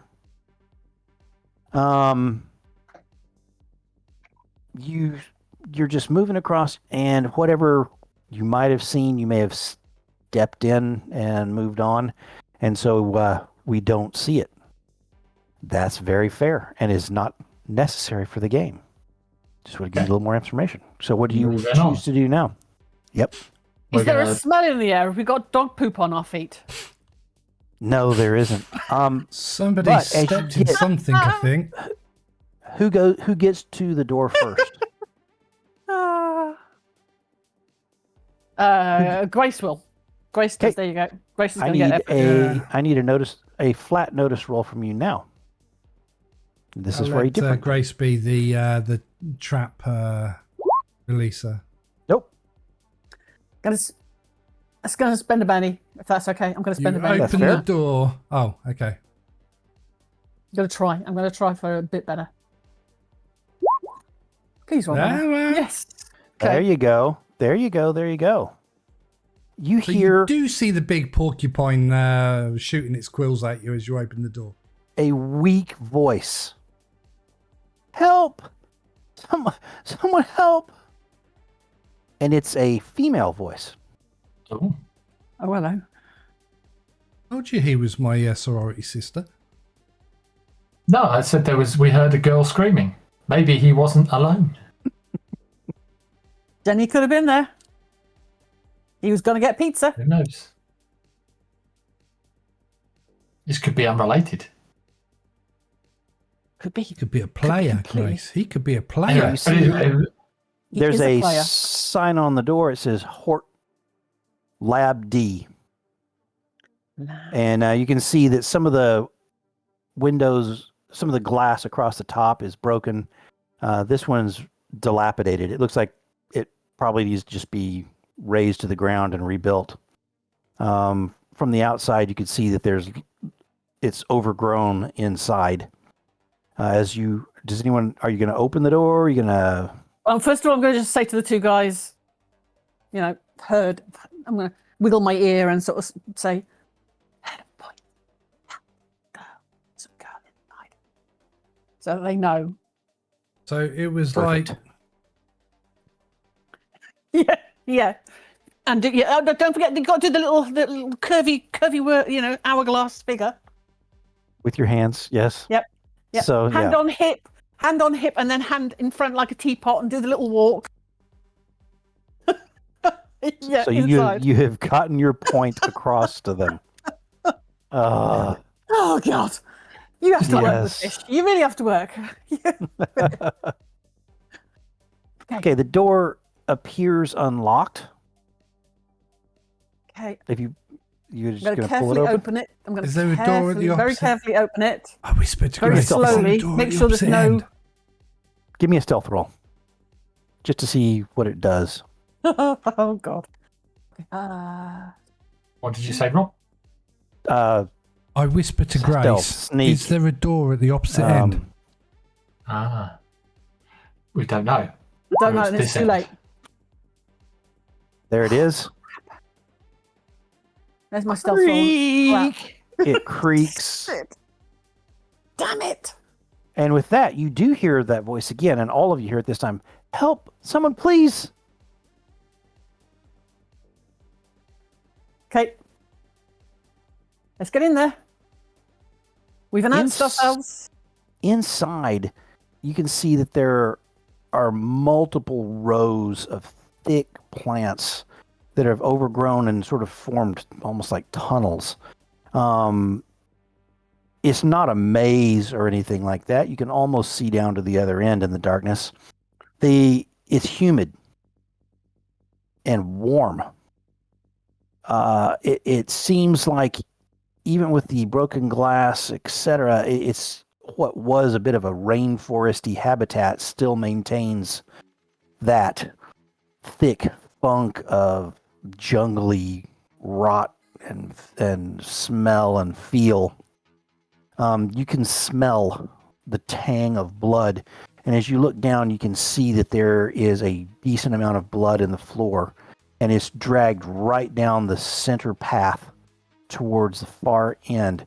And if you look down towards the far end, you think you can see that there's someone lying out there. And they've got one hand sort of up. There's what? There's like 3 paths, a center one and one on the left. Yes. Yeah. Okay. But thick growth in the middle of each one where you could, if you were something, burrow into that mess. Okay. Is there a rake or anything close to the doors? Yes, you can have a rake. Excellent. Machete? I'm going to pretend I'm a Mexican gardener, and I'm going to go in speaking in Mexican and start tidying up to try and go over towards where the girl is. We know you and speak then Spanish. Stop and go, hey, caramba! I want more Spanish. Come on, give me more. Give me more. Oh my. Okay, so what? You're going down the center aisle, yeah? Yeah. Well, whereabouts is the girl compared to whereabouts is the body at the far end? Or are they the same? You don't see anything else besides that figure in the floor that sort of has one arm up. It looks like as you get about halfway down the aisles that it looks like maybe wearing a white lab coat or something white. Okay, And I'm following along anyway. Okay. So I'm Very going good. to keep one hand on the rake and the other hand in my bag with my stun gun. Okay. I can see the blood on the floor, right? Yep. It's leading right Okay. towards that figure. So I'm going to go up to the figure with the white lab coat, who I think is a female. You're getting towards her. She goes, "You've got to be careful." She's middle-aged. The hand that's up is sort of crinkled a little bit in, not like a gang sign or something, but it looks arcane or something. And she seems to be pushing back against something heavy, and is causing her physical stress to keep her hand up. I look up to where she's looking. You've got to be careful. Okay, I need a notice roll from all of you.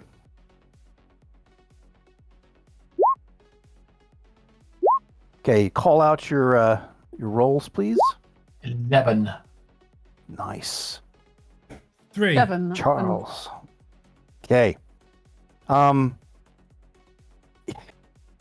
Charles, as you look up, you see something does come careening down towards you. And at this point, we will draw cards. Hang on 2 seconds. Fish got a 3. Yep. Andy got an 11. Yes. Grace got a 7. And Ray's got a 7. So So how come Charles... Fish is the one who failed his notice roll.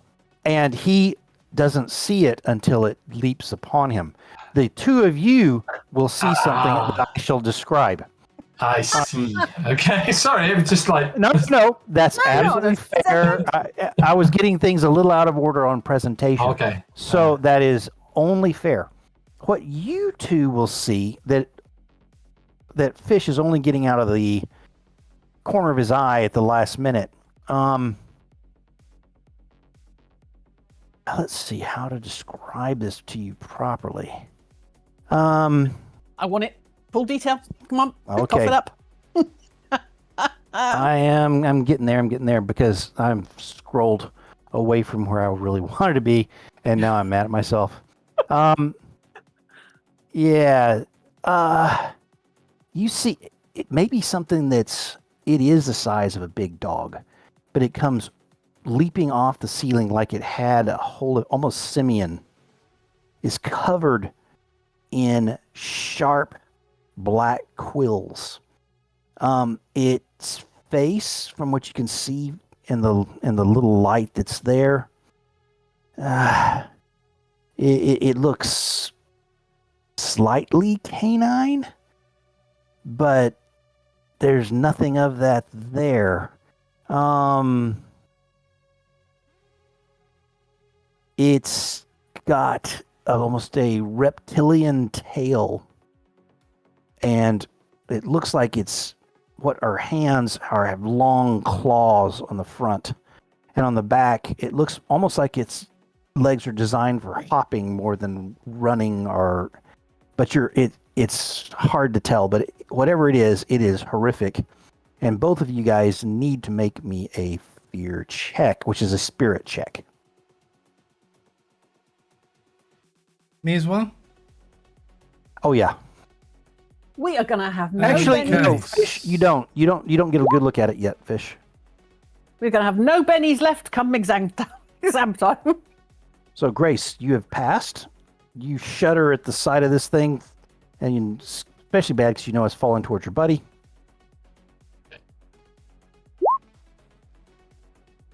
All right. Pass. Okay, you pass as well. And we are not rolling for Fish because he hasn't really seen it yet. But we are going to give ourselves some cards, even though it's going to get a initial round of surprise on Fish. Chupacabra. All right. So for Fish, what do you get? A 5 of diamonds. Oh, we don't have any tokens up. So I will put up the turn tracker. And how do we do this? Can you stick our tokens just on this map? Yeah, I can. Just pile them one on top of the other. We won't care. Just by the bennies. Yeah, let me do that really quick. I apologize. I should have done a better map for this, but my day did not. This map works just fine. Precluded that. So just a second. I'm putting yours all together, and then I'll drag you guys across. Here we go. Copy. And I'll go back to where I was. And I will simply stick you guys here. All right. You are on the map. So you have a 5 of diamonds. And I'm going to put a separate token. I should have done that. I'm just going to put one of these ETU students. Okay, so 5 diamonds gives you guys. Oh gosh. I'm getting to them. Nothing. Apologize. That's good, isn't it? Apologize. Once again, I didn't get this ready. There we go. All right. And then for the creature. Ooh. Ace of That's no spades. good. Ace of spades. Almost like it. What did Andy get? I don't know, because 5. we've jumped around in weird places. We did. As far as I saw, we only drew Fish 5 of diamonds. Yeah, we did. Yeah. So let's do then Grace, Ace of Hearts, and Andy. You get 2, is that right? Me, please. Yeah. 10. You get the 10 of spades and the 8 of diamonds. 10 of spades. I'll take it. All right. Anyway, in this surprise round, as this thing drops down, this is probably the worst you guys have been off as far as this type of thing happening. Wow. Okay. So I need to make several different rolls, and I don't have a sheet rolled up for this guy, so I'm having to jump back and forth from a couple of places, so I apologize. So I'm going to make a fighting roll. And simply get a 6. What is your toughness? Oh, No, my parry is your 4. parry, excuse me, is So 4. it hit. It does hit. All right. And then I will... D4 plus... So it is going to be a D4 plus 4. So I will come back across here. And we will just roll a D4 and add 4. So... And that matches my 5. toughness. So you're shaken. Nope. It doesn't. It's equal to Doesn't- or more Yep. than. Okay. Good. Isn't it? So you So- survived the initial round. And now I think it goes, and I did not shuffle these, even though wow, we have I've got like 10 different things on here. I don't know why in my turn order. I don't have. So I do know that Ace of Don't worry about Spades it. is correct. So it's Okay. Ace of Hearts next. So that's Grace. Nope. No, Ace no, of no. Spades. No, because now it's back round to the start of the round. That was an extra go that it got. Now we're round Yeah. to its full round, and it gets Okay. to go first with the Ace of Spades. Yeah, So it does. Its turn Okay. again. Yes, it does. So let us see exactly what this does. I once again apologize for the. Okay, so it's going to once again make an attack, but this is a ranged attack.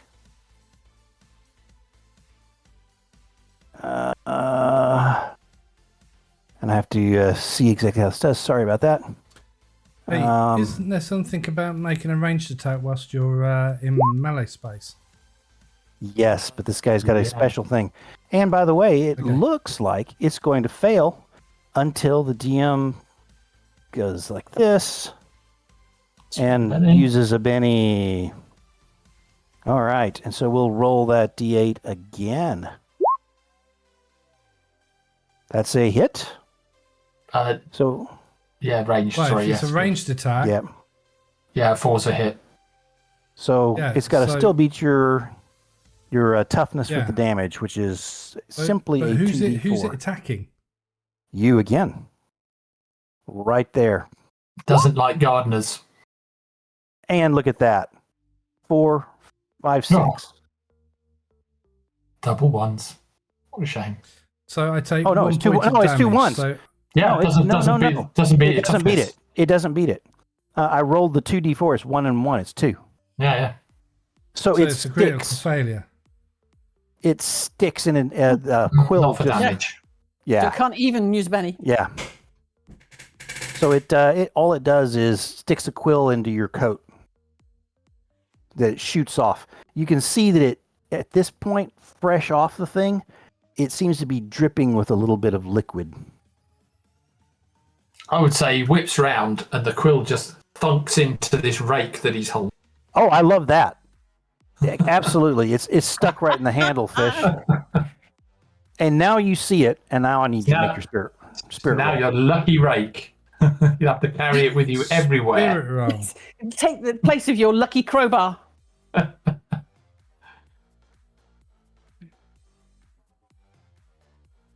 Here's that spirit roll from Fish.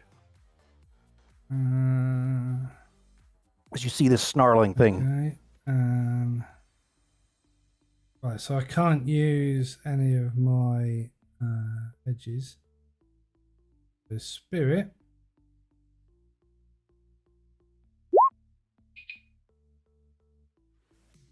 Not so much. You might want to re-roll that. Might want to take a spend a Yeah. penny on that one. Bender Benny. Okay. There we There go. you go. You're completely not scared of this thing at all. And with that, I'll give you a notice roll. Positives or Nope. It's flat. Well, Not I so should much. give you a... Okay. You really need to get that thing trained up. Yep. Not so much. Okay. Actually, if you're... Oh, never mind. No, yes, of course. It's you've got to take you've got the hindrance, haven't you? I've got the -1 Yes. always. Yeah. All right, next I'm fine is with the Ace of -1 Hearts. most of the time. Ace of Hearts. Grace. Hey, Grace is gonna basically run in and swing a bat at it. Awesome. Thank God she didn't say It tase it. hisses and goes on. I will give you a notice roll when you get close to it and the lady, as you're assessing it for this swing. Okay, so do you want to notice roll first, or? Yeah, because it might change your action slightly. That's See, there you go. oh yeah. In the light, You can tell That what you- sex it is. just how from many the children moon, inside. just moon coming down, you can see that it is badly wounded and is bleeding. That's because it's been shot with a shotgun. And the lady on the floor is very badly wounded and is holding her guts in with her other hand, aside from the one that she's holding out towards this creature. She's controlling it, I think, in some fashion. All I right. think she was holding Anyway. it back, but So go ahead, Grace. Yeah, go on, hit it. So do you think my brain is going redirect this swing and swing it at the girl? I don't know what your brain's doing. You tell me. Don't have a lot of time for that. Oh God! yeah, you've got the cowboy hat on. Come on. Jeez. So let's see. She tried to warn us, didn't she? She did call for help. Yeah. I don't know. I'm still going for the needler. I'm going for the needler. Very good. Okay.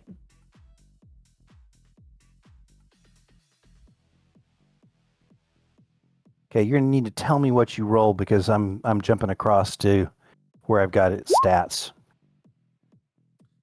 I would re-roll And that. I'm gonna spend a penny.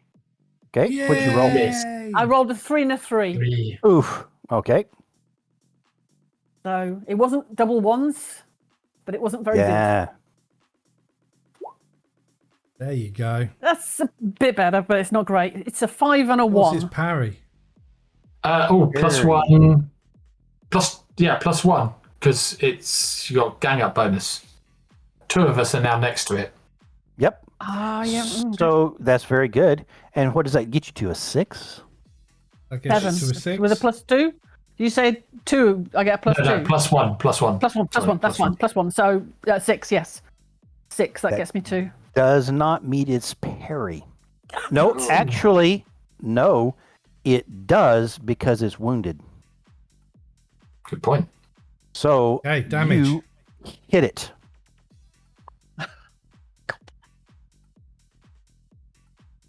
You'll need to tell me. Yes! Oh, yes. 11. Okay. 11. Got 11. 11 and 2 for the damage. Wonderful. Yeah, You the didn't get bonus. the 2. So Oh, you no, you're right. definitely you get the 11 damage. That beats its toughness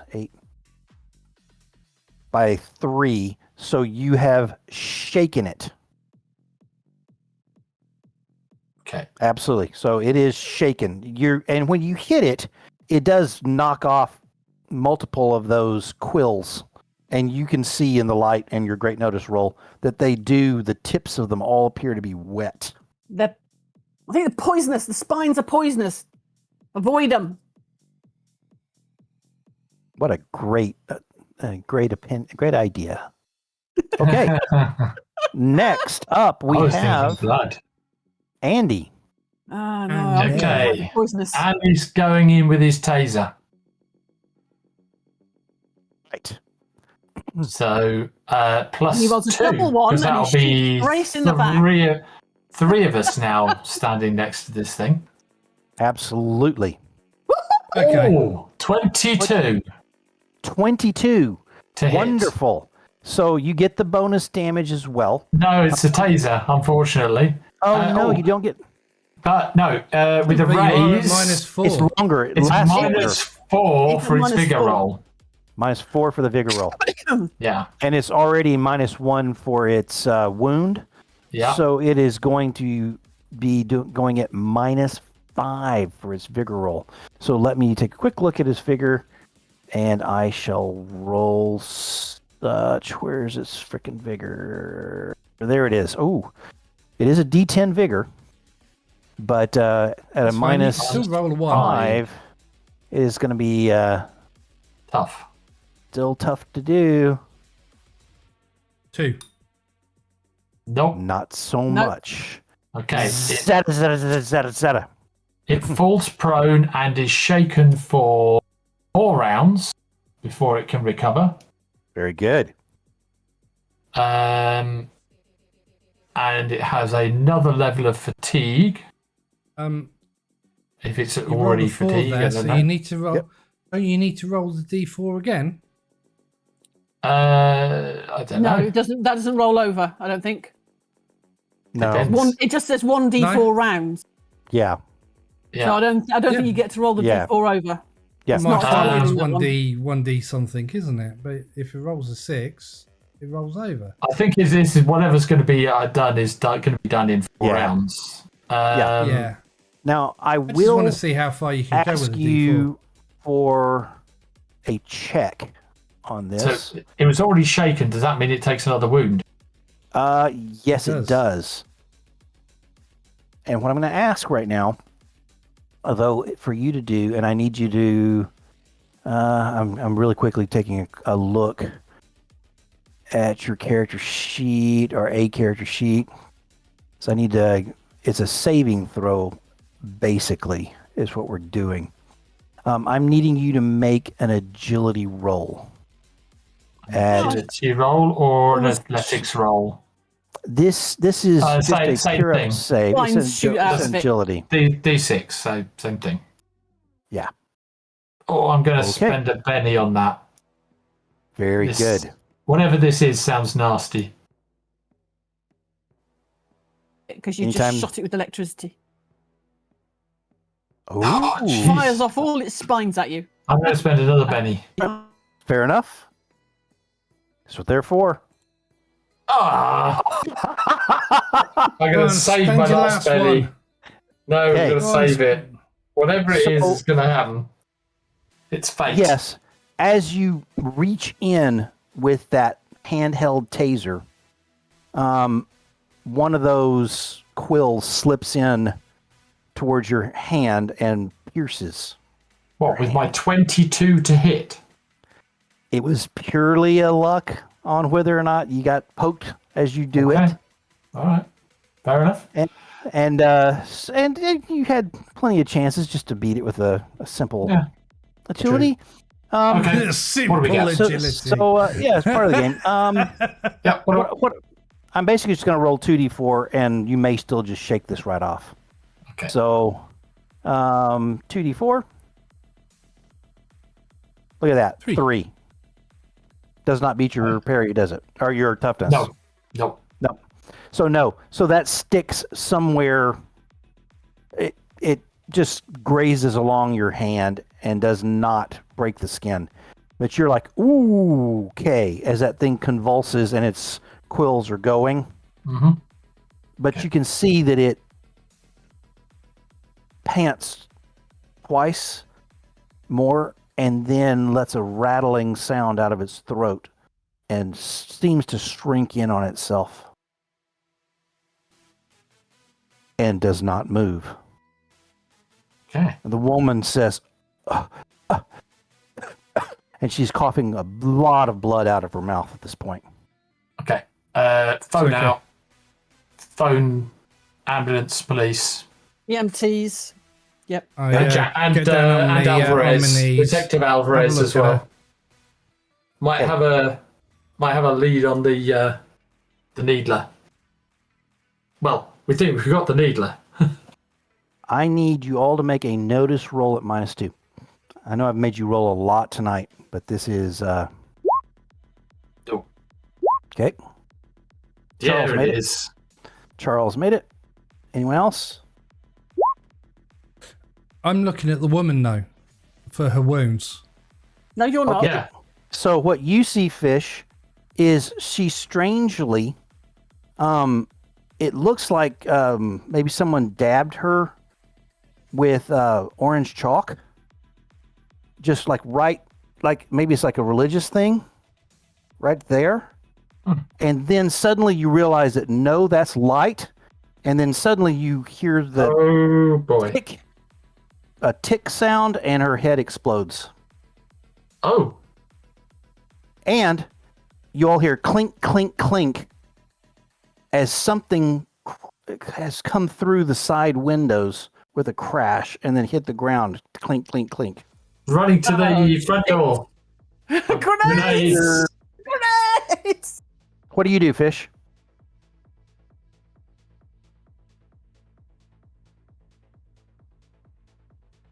Her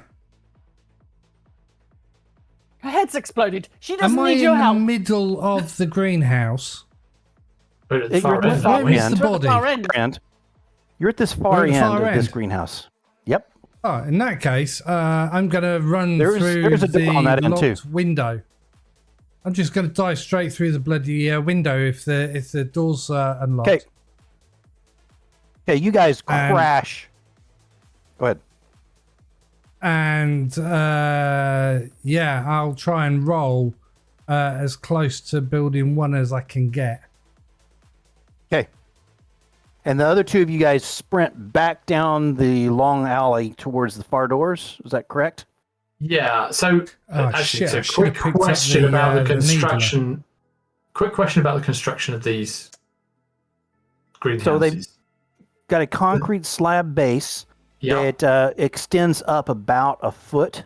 Then it's got metal girders that go up and form arcs. There's glass there. Actually, it's not metal girders, it's wood. And so it's wood and glass. And the wood looks rotten in places. Okay. So. Right. Yeah. So out the back door, I think. Okay, the back door, Realised sort of that- towards... Didn't realise there was a back door there. I want to get out the back door, dive to the side, and hit the ground. Because you Okay. said that there's about a 1 foot concrete Yes. wall. Yes. I'm hoping that'll give us a bit of cover. And I think Fish went down too, didn't you? I did, and then I want to basically go as stealthy as I can. And after I finish rolling as close to building 1, so I'm imagining roughly around about here. So I'm diving out in a straight Yep. line. Okay, and then if I've got I want to stealthily go around this corner, and I want to see who the fuck has put those grenades in, or whatever Okay. it was. The We're grenades assuming go... grenades. Okay. The sound confirms it. The whomps of the explosions, the shattering glass, the raging inferno inside the place. Probably some sort of thermite type charge has gone off, something to make it burn and burn Incendiary. hot and fast. From where you're at, lying prone in the grass in the dark, I need you also to make another notice roll. It's half moon, some clouds, Raging bonfire? raging bonfire. I will take away the minus from the dark. That's very fair. So we have. Is that a biddy from you, Charles? What the hell was that? It was. All right. That So was weird. Andy's There you got a go. success. That is strange, isn't it? And That's then because Charles, I was hitting Andy's notice re-roll because I thought it was my re-roll. Oh, Oh, that's funny. So both of you guys will see something. Are you making a roll yourself, Grace? Yes, There you go. Grace. You see 3 individuals at a low crouch moving rapidly away from the building towards the tree line. They appear to be dressed purely in black. Everything's flat black upon them. You can see the telltale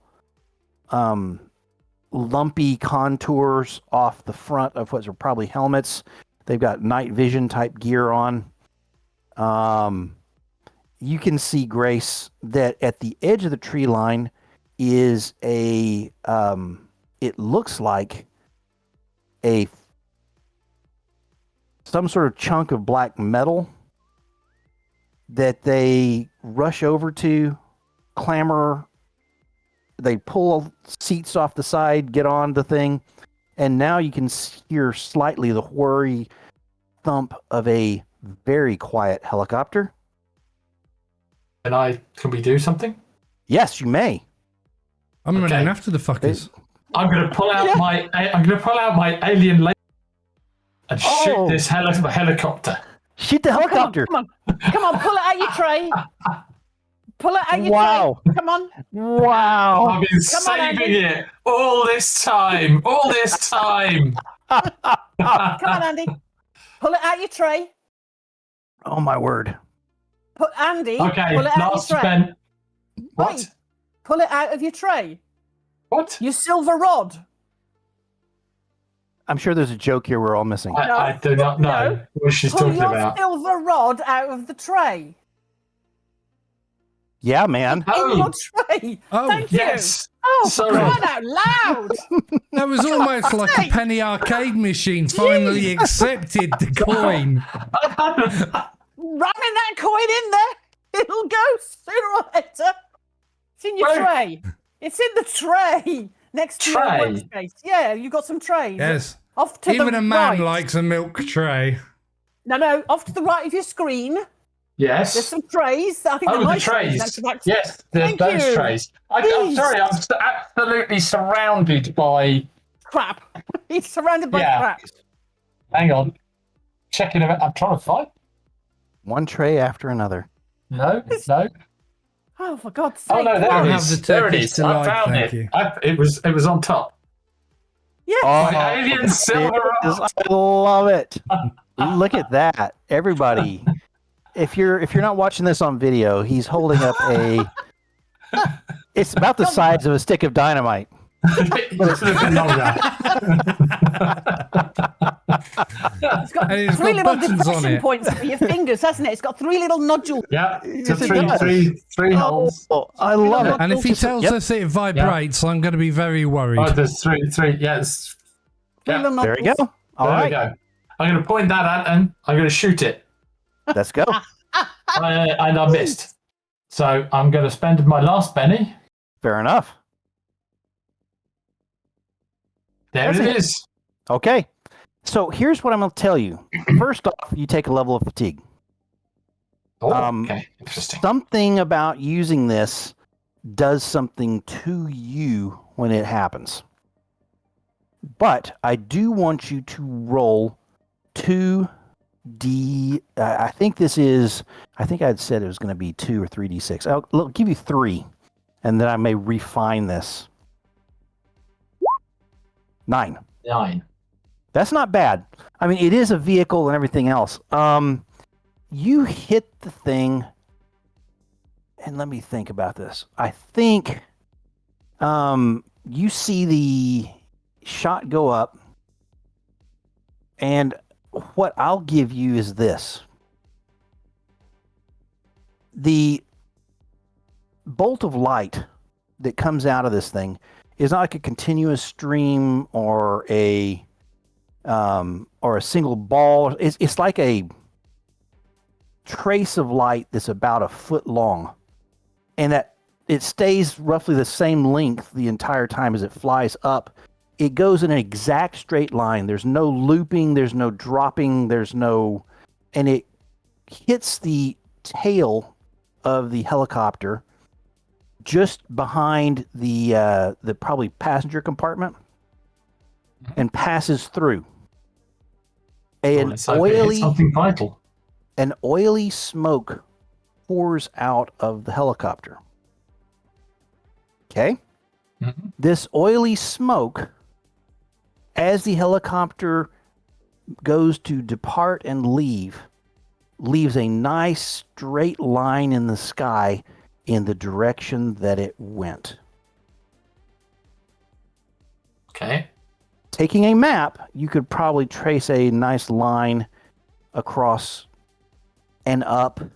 And if you really carried along, you'd think maybe that could have even gone to that military base X. Mhm. That's what I'll give you with the shot. That's probably not going to take down a helicopter unless you get it really vital, but it definitely told you something and gave you a clue. Okay. I'll go with that. All right. I liked it. I think that was a very good use of that in the first use ever by our guys. You learn something about it. It comes with a cost, but I will give you 3d6 damage with all the dice exploding. So you have a very good chance of at least one die exploding. Yeah. So that's a very powerful weapon, but it comes with a cost. Okay. What would you guys like to do now? The building is a roaring inferno now. You think that probably most anything in there is getting burned up nicely. And there's going to be a very hard time with identification, with much of anything. The cop cars you can hear wailing in the distance, the sirens. You guys want to stay there? You guys want to just mosey I away? think we need to What do you? stay here. Okay.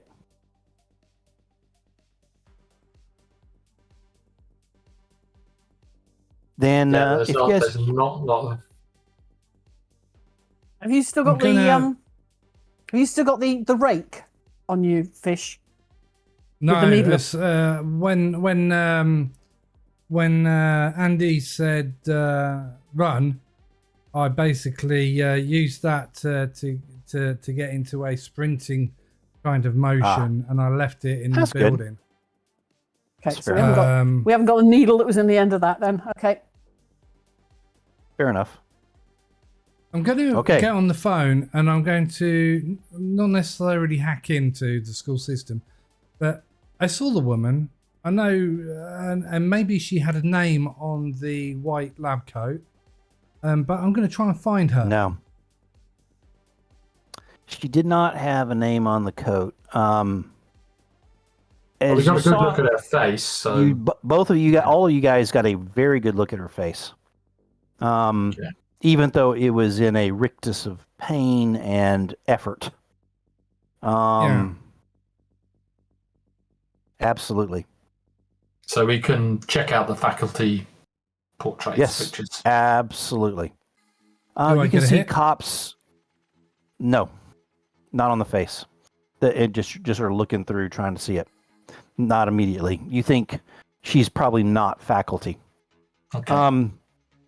You Well, see we've got police- we've got our GoPro videos, of course, of everything that happened. Your GoPro videos. This is true. Yeah. I do not remember that at all.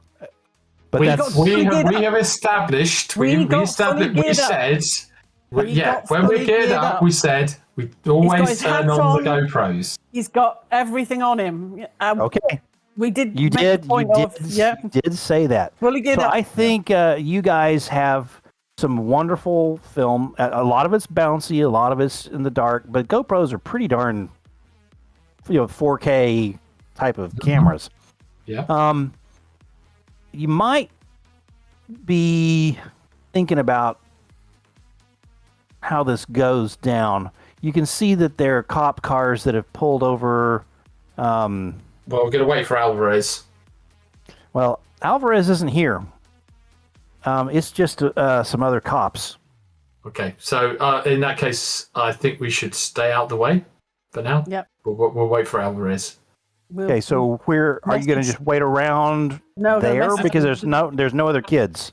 Well, that was number one. What's number one? That's number one in red.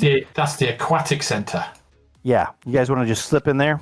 Yeah, Okay. probably still open like this time, I would guess. Yeah, it's not too late. There's some gym equipment in there and stuff like that. There's a couple of late classes doing scuba diving, and so you guys can slip in there and get away. So, with that, I think that you guys will be able to get a hold of Alvarez and pass this information. But he is cagey about it all. He said, he's like, I'd like you guys to keep that information safe. I don't want it on me, if you don't mind, at least for not right now. Okay. Says, but go ahead. No, you keep going. No, he says, but yeah, we'll have to come back to that in the very near future. Boy, what a bad situation. If what you say is true, then there's something else really big going on in town. Something like, geez. I don't know if you kids know, I used to be FBI. It's had some rumors. I may need to reach out to some friends. Yeah. Who has the greater jurisdiction, military or FBI? Well, in the country, of course, FBI. Well, you would expect. Posse comitatus. Could you actually make a... Could the FBI go onto a military base and... questioning? and oh, absolutely. Now, they do have their own special I think you need the FBI. Investigation service. Yeah, I may reach out. I've got a buddy works in my old unit. But when I get a hold of him, I need you guys to come... cryptids. And where's Jackson? I hear what you're saying. We haven't found Jackson. We looked around all over the place.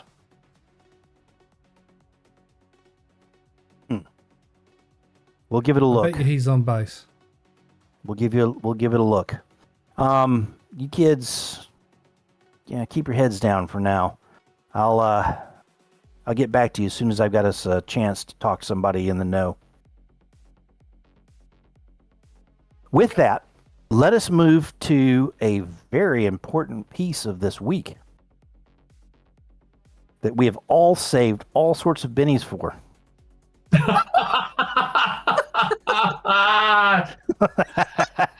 Right, hang on, my card. Can I use my card? What is my card again? Let's see. Your card, which was renown, a good deed of some import. You know what? I think the investigation you did, the taking care of the folks, I will give that to you. You guys can refill your bennies. You may not go above your original number, Christine, of 4, excuse me. But I think that's a very good use of that card that you happen to draw randomly. And Charles, there we go.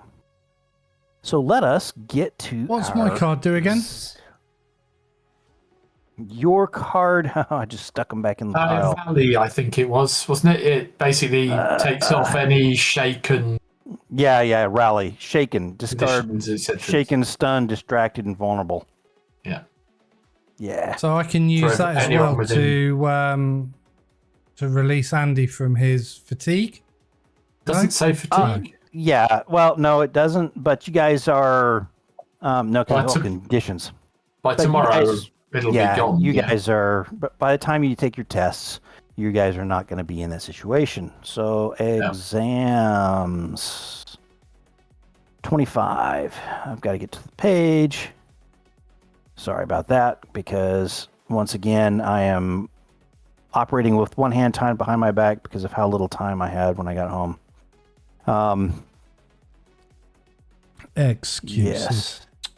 I know, one after the other. I was going to have a fun little fight map for you, and I would have had the everything set up, but not quite so much. All right. We didn't need it. So once again, we are in our freshman year, so the exam difficulty is simply 0. So you just have to pass your exams with a roll in your skill that is the most like your major. For you need to take into account any pluses or minuses that come from your extracurriculars. We do know that the tutoring you've been provided by your coaches has counteracted the negatives from your sports. Yep. We do know that Fish has a negative because of his dual major, but it is counteracted by his exam taking skill. Is that correct? Correct. All right. And I don't think that your gaming does anything against your exam taking, does it? Andy? I don't think so. No. So I think we're all... His girlfriend does. She does take a decent amount of time. You say that, and you almost made me make a roll. That's very mean of you. Yeah. Yeah, that's how you set up your friends for failure. Is you goad the GM and just like going, oh, that's a good idea. Let's have a luck roll. Rob's been hugely distracted by the yellow heart. Oh yeah, there's really preying on his mind. So this is where you guys all sell each other out to try and make it. That's wonderful. It's how we show we love each other. It's a very British thing. It's a very yellow heart thing. Yeah, it is. Just before Andy goes into his exam, I'm going to send him a picture of him with his face in between the professor's breasts during the gallery viewing. That's kind. We tease because we love. All right, who's first? I'll go first. All right. Get out of the way. And for Grace, I'm just going to send her dick pics from off the internet. Test taker edge applied, +2. There's a 9. There you go. Wonderful. And with that, we know that you have a past exam with a raise. Yes. I can't remember what the raise does. Does it give you 2 of these things, or does it give you past exams charge? Maybe it gives you 2. I think it does. Oh, yeah. Player gets a raise, they roll twice and choose the result they want. So give me 2d6 and tell me what you get. And you can do that twice. 6 and 8. All right. So 6 so the question is administrative. Oh, sorry, go on. 6 is administrative privileges, which is someone in the... And then 8 is windfall. Get a job. Job pays 2d6 times $25. I'll take administrative privileges, I think. Very good. Very good. All right. And then, Fish, you had a question? No. Statement? Nope. Distraction? Okay. Yep. Then I think it's Fish's turn. We have 2 rolls to make. Have you already rolled? No. I thought Grace should go first. Okay. Grace, you can go first.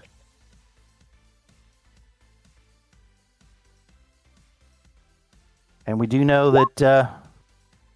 ooh, Grace. Ouch. Grace is using a Benny. Think that's only fair. Again? What they are for. Oof. Okay. There's a full. You succeed. You scrape. Well, you make it. I mean, come on. That's a success.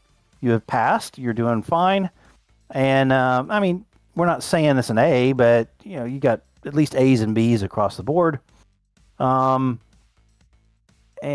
we are looking at what you rolled. Rolled 2d6.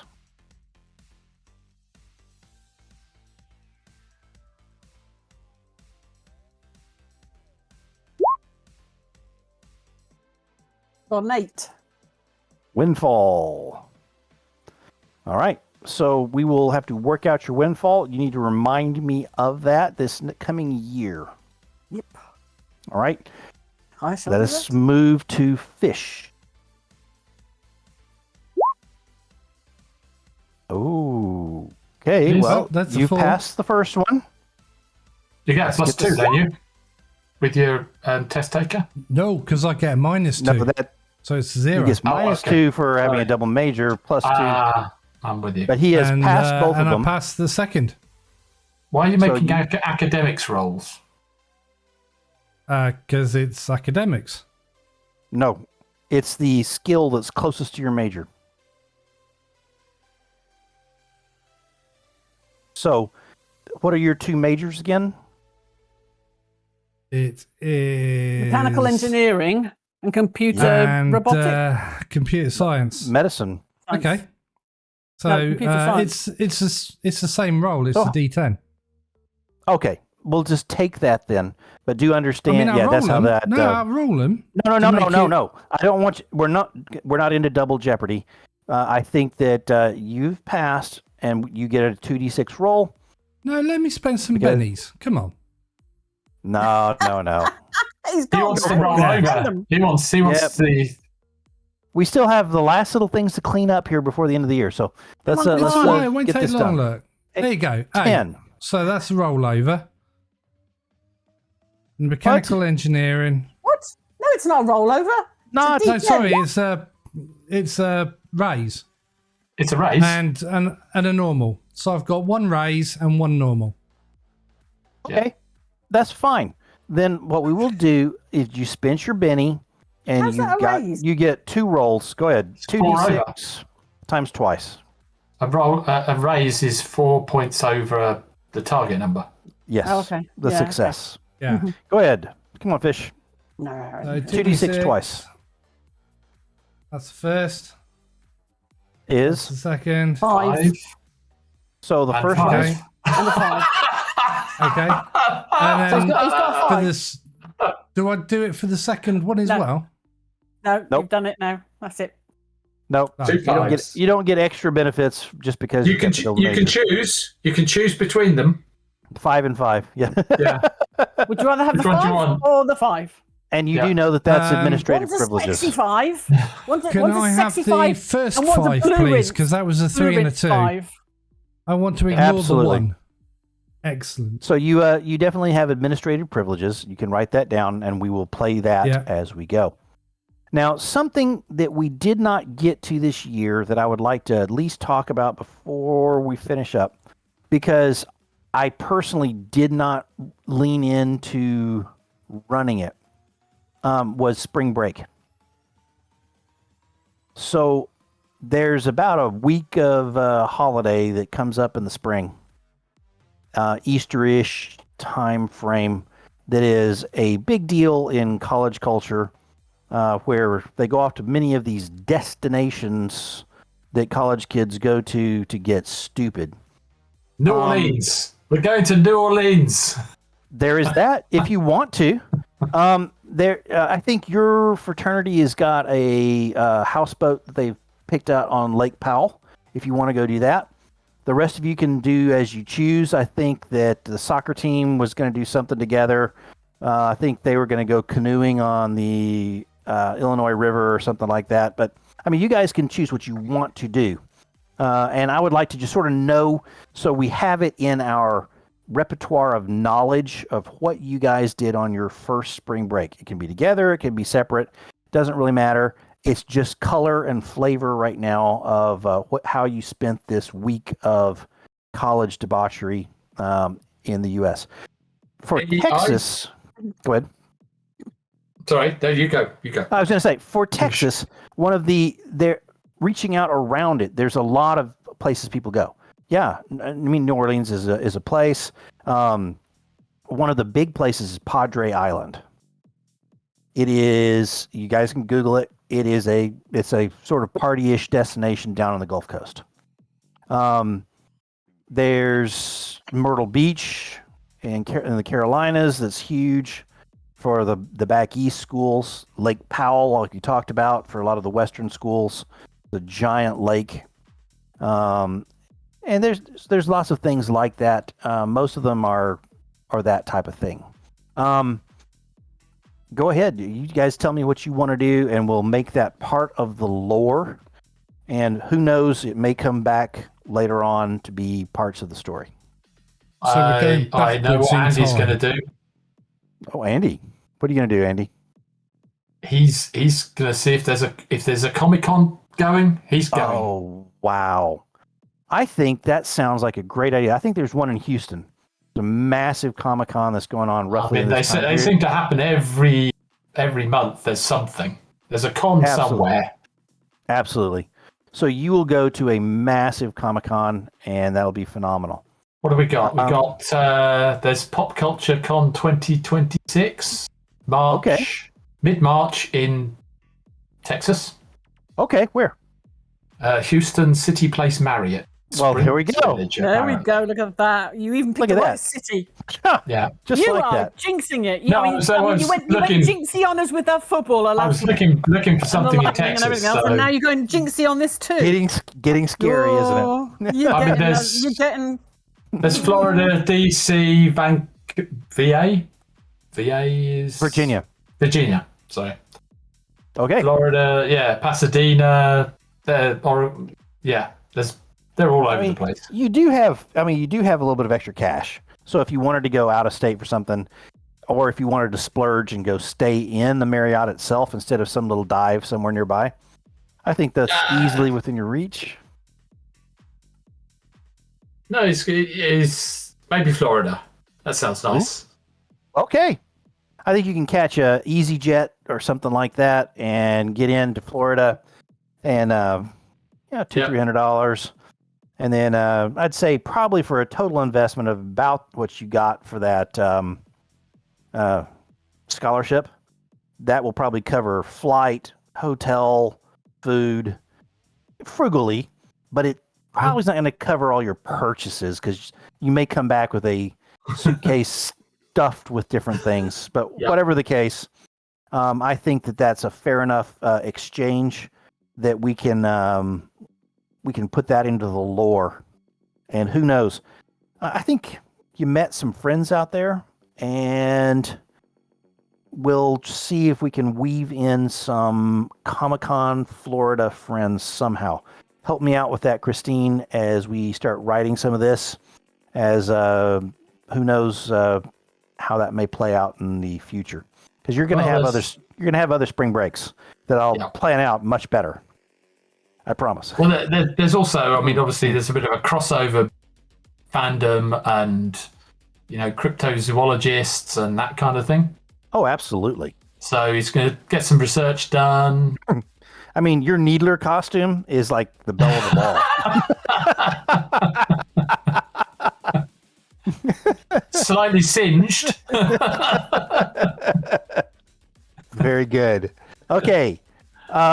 Christine, what'd you do? I think I like the sound of going with the soccer team canoeing. I love it. So I think that Girls together, having a bit of fun. If you were to look at the Illinois River and pick a smooth section that goes down, let me see.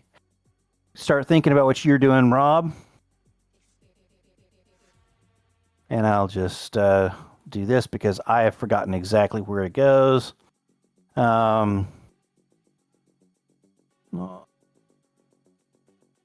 Bump. You're going to follow your sorority, Rob? Okay, let's see here. Nah. So down by St. Louis and across. Because I don't think I was probably in the sorority, in the fraternity. It's spring break. So you can take a look at that, but I think you guys go out by bus, a whole group of you. The school has paid for it because it's their elite athletes they've got chaperones with them. It's like a awesome, cool break that's paid for, but they're taking care of their taking care of their investment. Let's put it that way. If you were to look at the some of that you can Google that and put together some ideas of what you think that was like, Christine. All right, Rob. Okay. And actually, who are the two? It's a 3-person canoe. Who are the 2 other girls from your team that are in your canoe? Oh, crumbs. Just go away from that. Hang on. Ah, no, wrong one. Because these ones are becoming closer friends after this. Okay. Hang on, let's get that. So pick 2 from your team that you feel are going to be closer friends. I think. Crumbs. Now you asked. I was one who was. I was thinking. Peyton Clark. Okay. Striker. One of the strikers on the team. It's good. Yep. And let us have Jada Jackson. Go on. Okay. On the OneNote, I just sort of put in brackets friend, and Jada Jackson, your midfielder. You guys have a ball. Ooh. There's 2 nights. It's going to be Jada. Was it Jada who was at the door? Hang on a second. Was it Jada who was at the door? No, it was. That's fine. Actually, no, that's fine. It wasn't. Oh, I don't know. It was. Okay. Anyway, fine. Anyway, never mind. Fine. Very good. You can look that all up, and you can make that part of the canon. And you guys have 2 nights of camping at fairly nice camping resorts along the way, and it's actually ridiculously relaxing. There's 0 radioactive catfish. Yes. Yes. Fish. Talk to us. I can't see where this spring break would have happened in our timeline. I know, because I didn't really build it in like I needed to, but spring break exists. Yes, I know it exists, but the problem that I have is I think when myself and Renee started kind of like courting, it was more Halloween, wasn't it? Yep. Yep, Year it was. Before. Yep. So it wasn't spring break. So mine's dead easy because I wasn't in the fraternity at spring break either. That happened in the summer. Oh, that's right. Okay, so mine's dead easy. I am all alone in the ETU doing research and projects. That's it. Fair enough. Hang on a second. Because you're in the fraternity before Christmas. You were. The spring break comes after. Spring break's in March time, isn't it? Yeah. You're in the fraternity. So you can go with that. This is coming somewhere around the time that we went to the art show. So what month it's coming is just it before now that in the game? Well, now as far it's as I'm the end of the year. So kind of Mayish, June. Yeah, Mayish, early June, somewhere in there. Oh right. In that case, no, I would have been if the corn maze was Halloween time. Then I would that have was been the first with Renee, semester. in which case, it's still easy because this spring break in March time, she would have gone back home, and I would have gone with her, and I would have spent time at her family's and helping her dad, and trying to prove that not all white people are trash and English people are actually decent fellows. Where did we say? Did we say where she lives? No, I don't think we have. No. All right. So you have carte blanche on that, Mr. Dean. I think that's very interesting. She lives somewhere around. She lives in Fairfax, Virginia. Okay. And her family is not poor. Her father works for Raytheon and doesn't really talk about a lot of the things he does. Some sort of defense contractor. They live in one of those little McMansions that are all populated around like mushrooms all over the Virginia countryside. And they've got a pool out back and big screen TVs and all the stuff of the American dream existence. Big barbecues and the stuff like that. And the dad does need some help, but it's like computer stuff.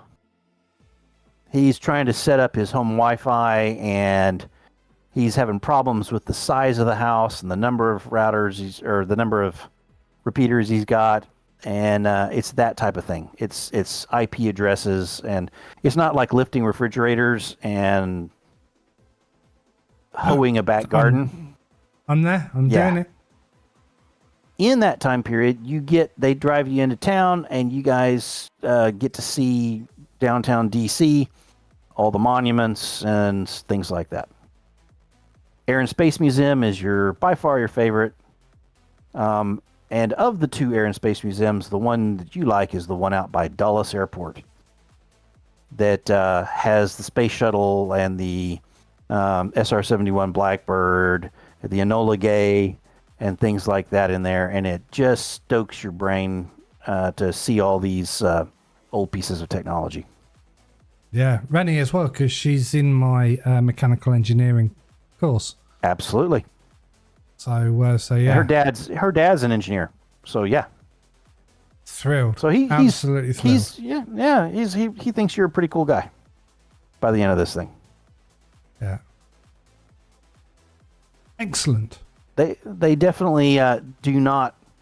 You're in your own little guest room. That's for sure.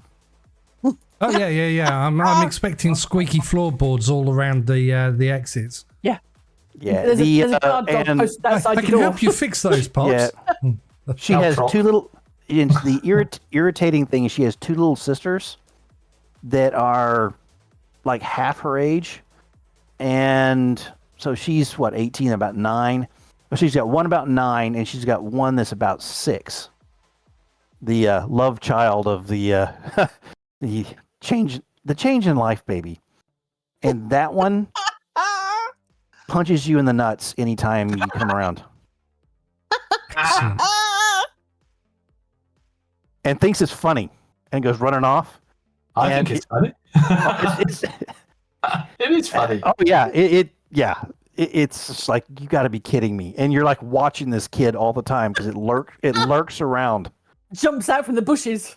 Yeah, Like, great training. she jumps out and just will punch you in the nuts when you least expect it. Yeah. Can I stun her with my stun gun? when no one's looking. That's a stealth roll. Who needs a stun gun? You got chloroform. Yeah. Anchovies. Oh, He's got anchovies. anchovies, Yeah, but- chloroform, and a stun gun. You know, there's a difference What could go between wrong? chloroforming a 9-year-old and stunning a 9-year-old. 6. 6-year-old. Sorry, 6-year-old. You know, the chloroform puts me on a bad track, doesn't it? It's like As pedo. opposed to stunning them. Bring that. You didn't bring that one. The Yeah. anchovies you brought. So Yeah, anyway, I've got the that's what you anchovies live to with. wake her up. They're big PlayStation fans, and they got the big TV. They watch movies on it in the evenings. Big long wraparound couch that all tilts back, lazy boys, and that seems to be sort of the pattern for they go out, do something nice in the day. He's taken off several days of leave, the father, and then the evenings he goes out back on the back porch.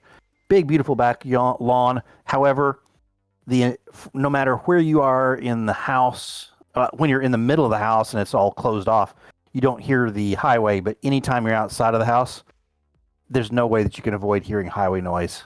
And that is distracting to you. When you try and open your window at night, highway noise. And he's like, yeah, it's big city. Okay, with that, you guys have done your spring break. You've finished your entire freshman year with success, and we will come back with you guys as sophomores after your summer break.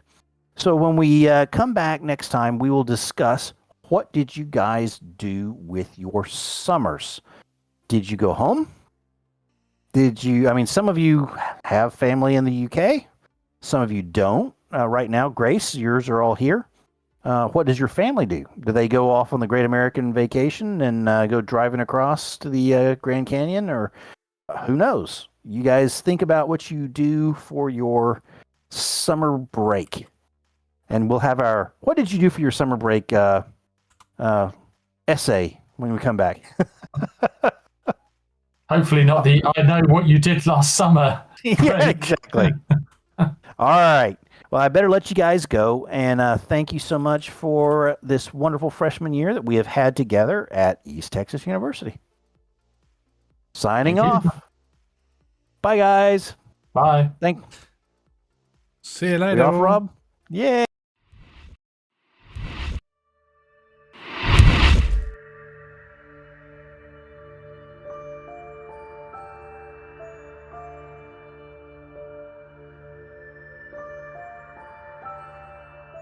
If you got all the way to the end, we appreciate your support. Thank you for watching the NVRA whilst we bring you content of different games. If you like what we have done, please like and subscribe.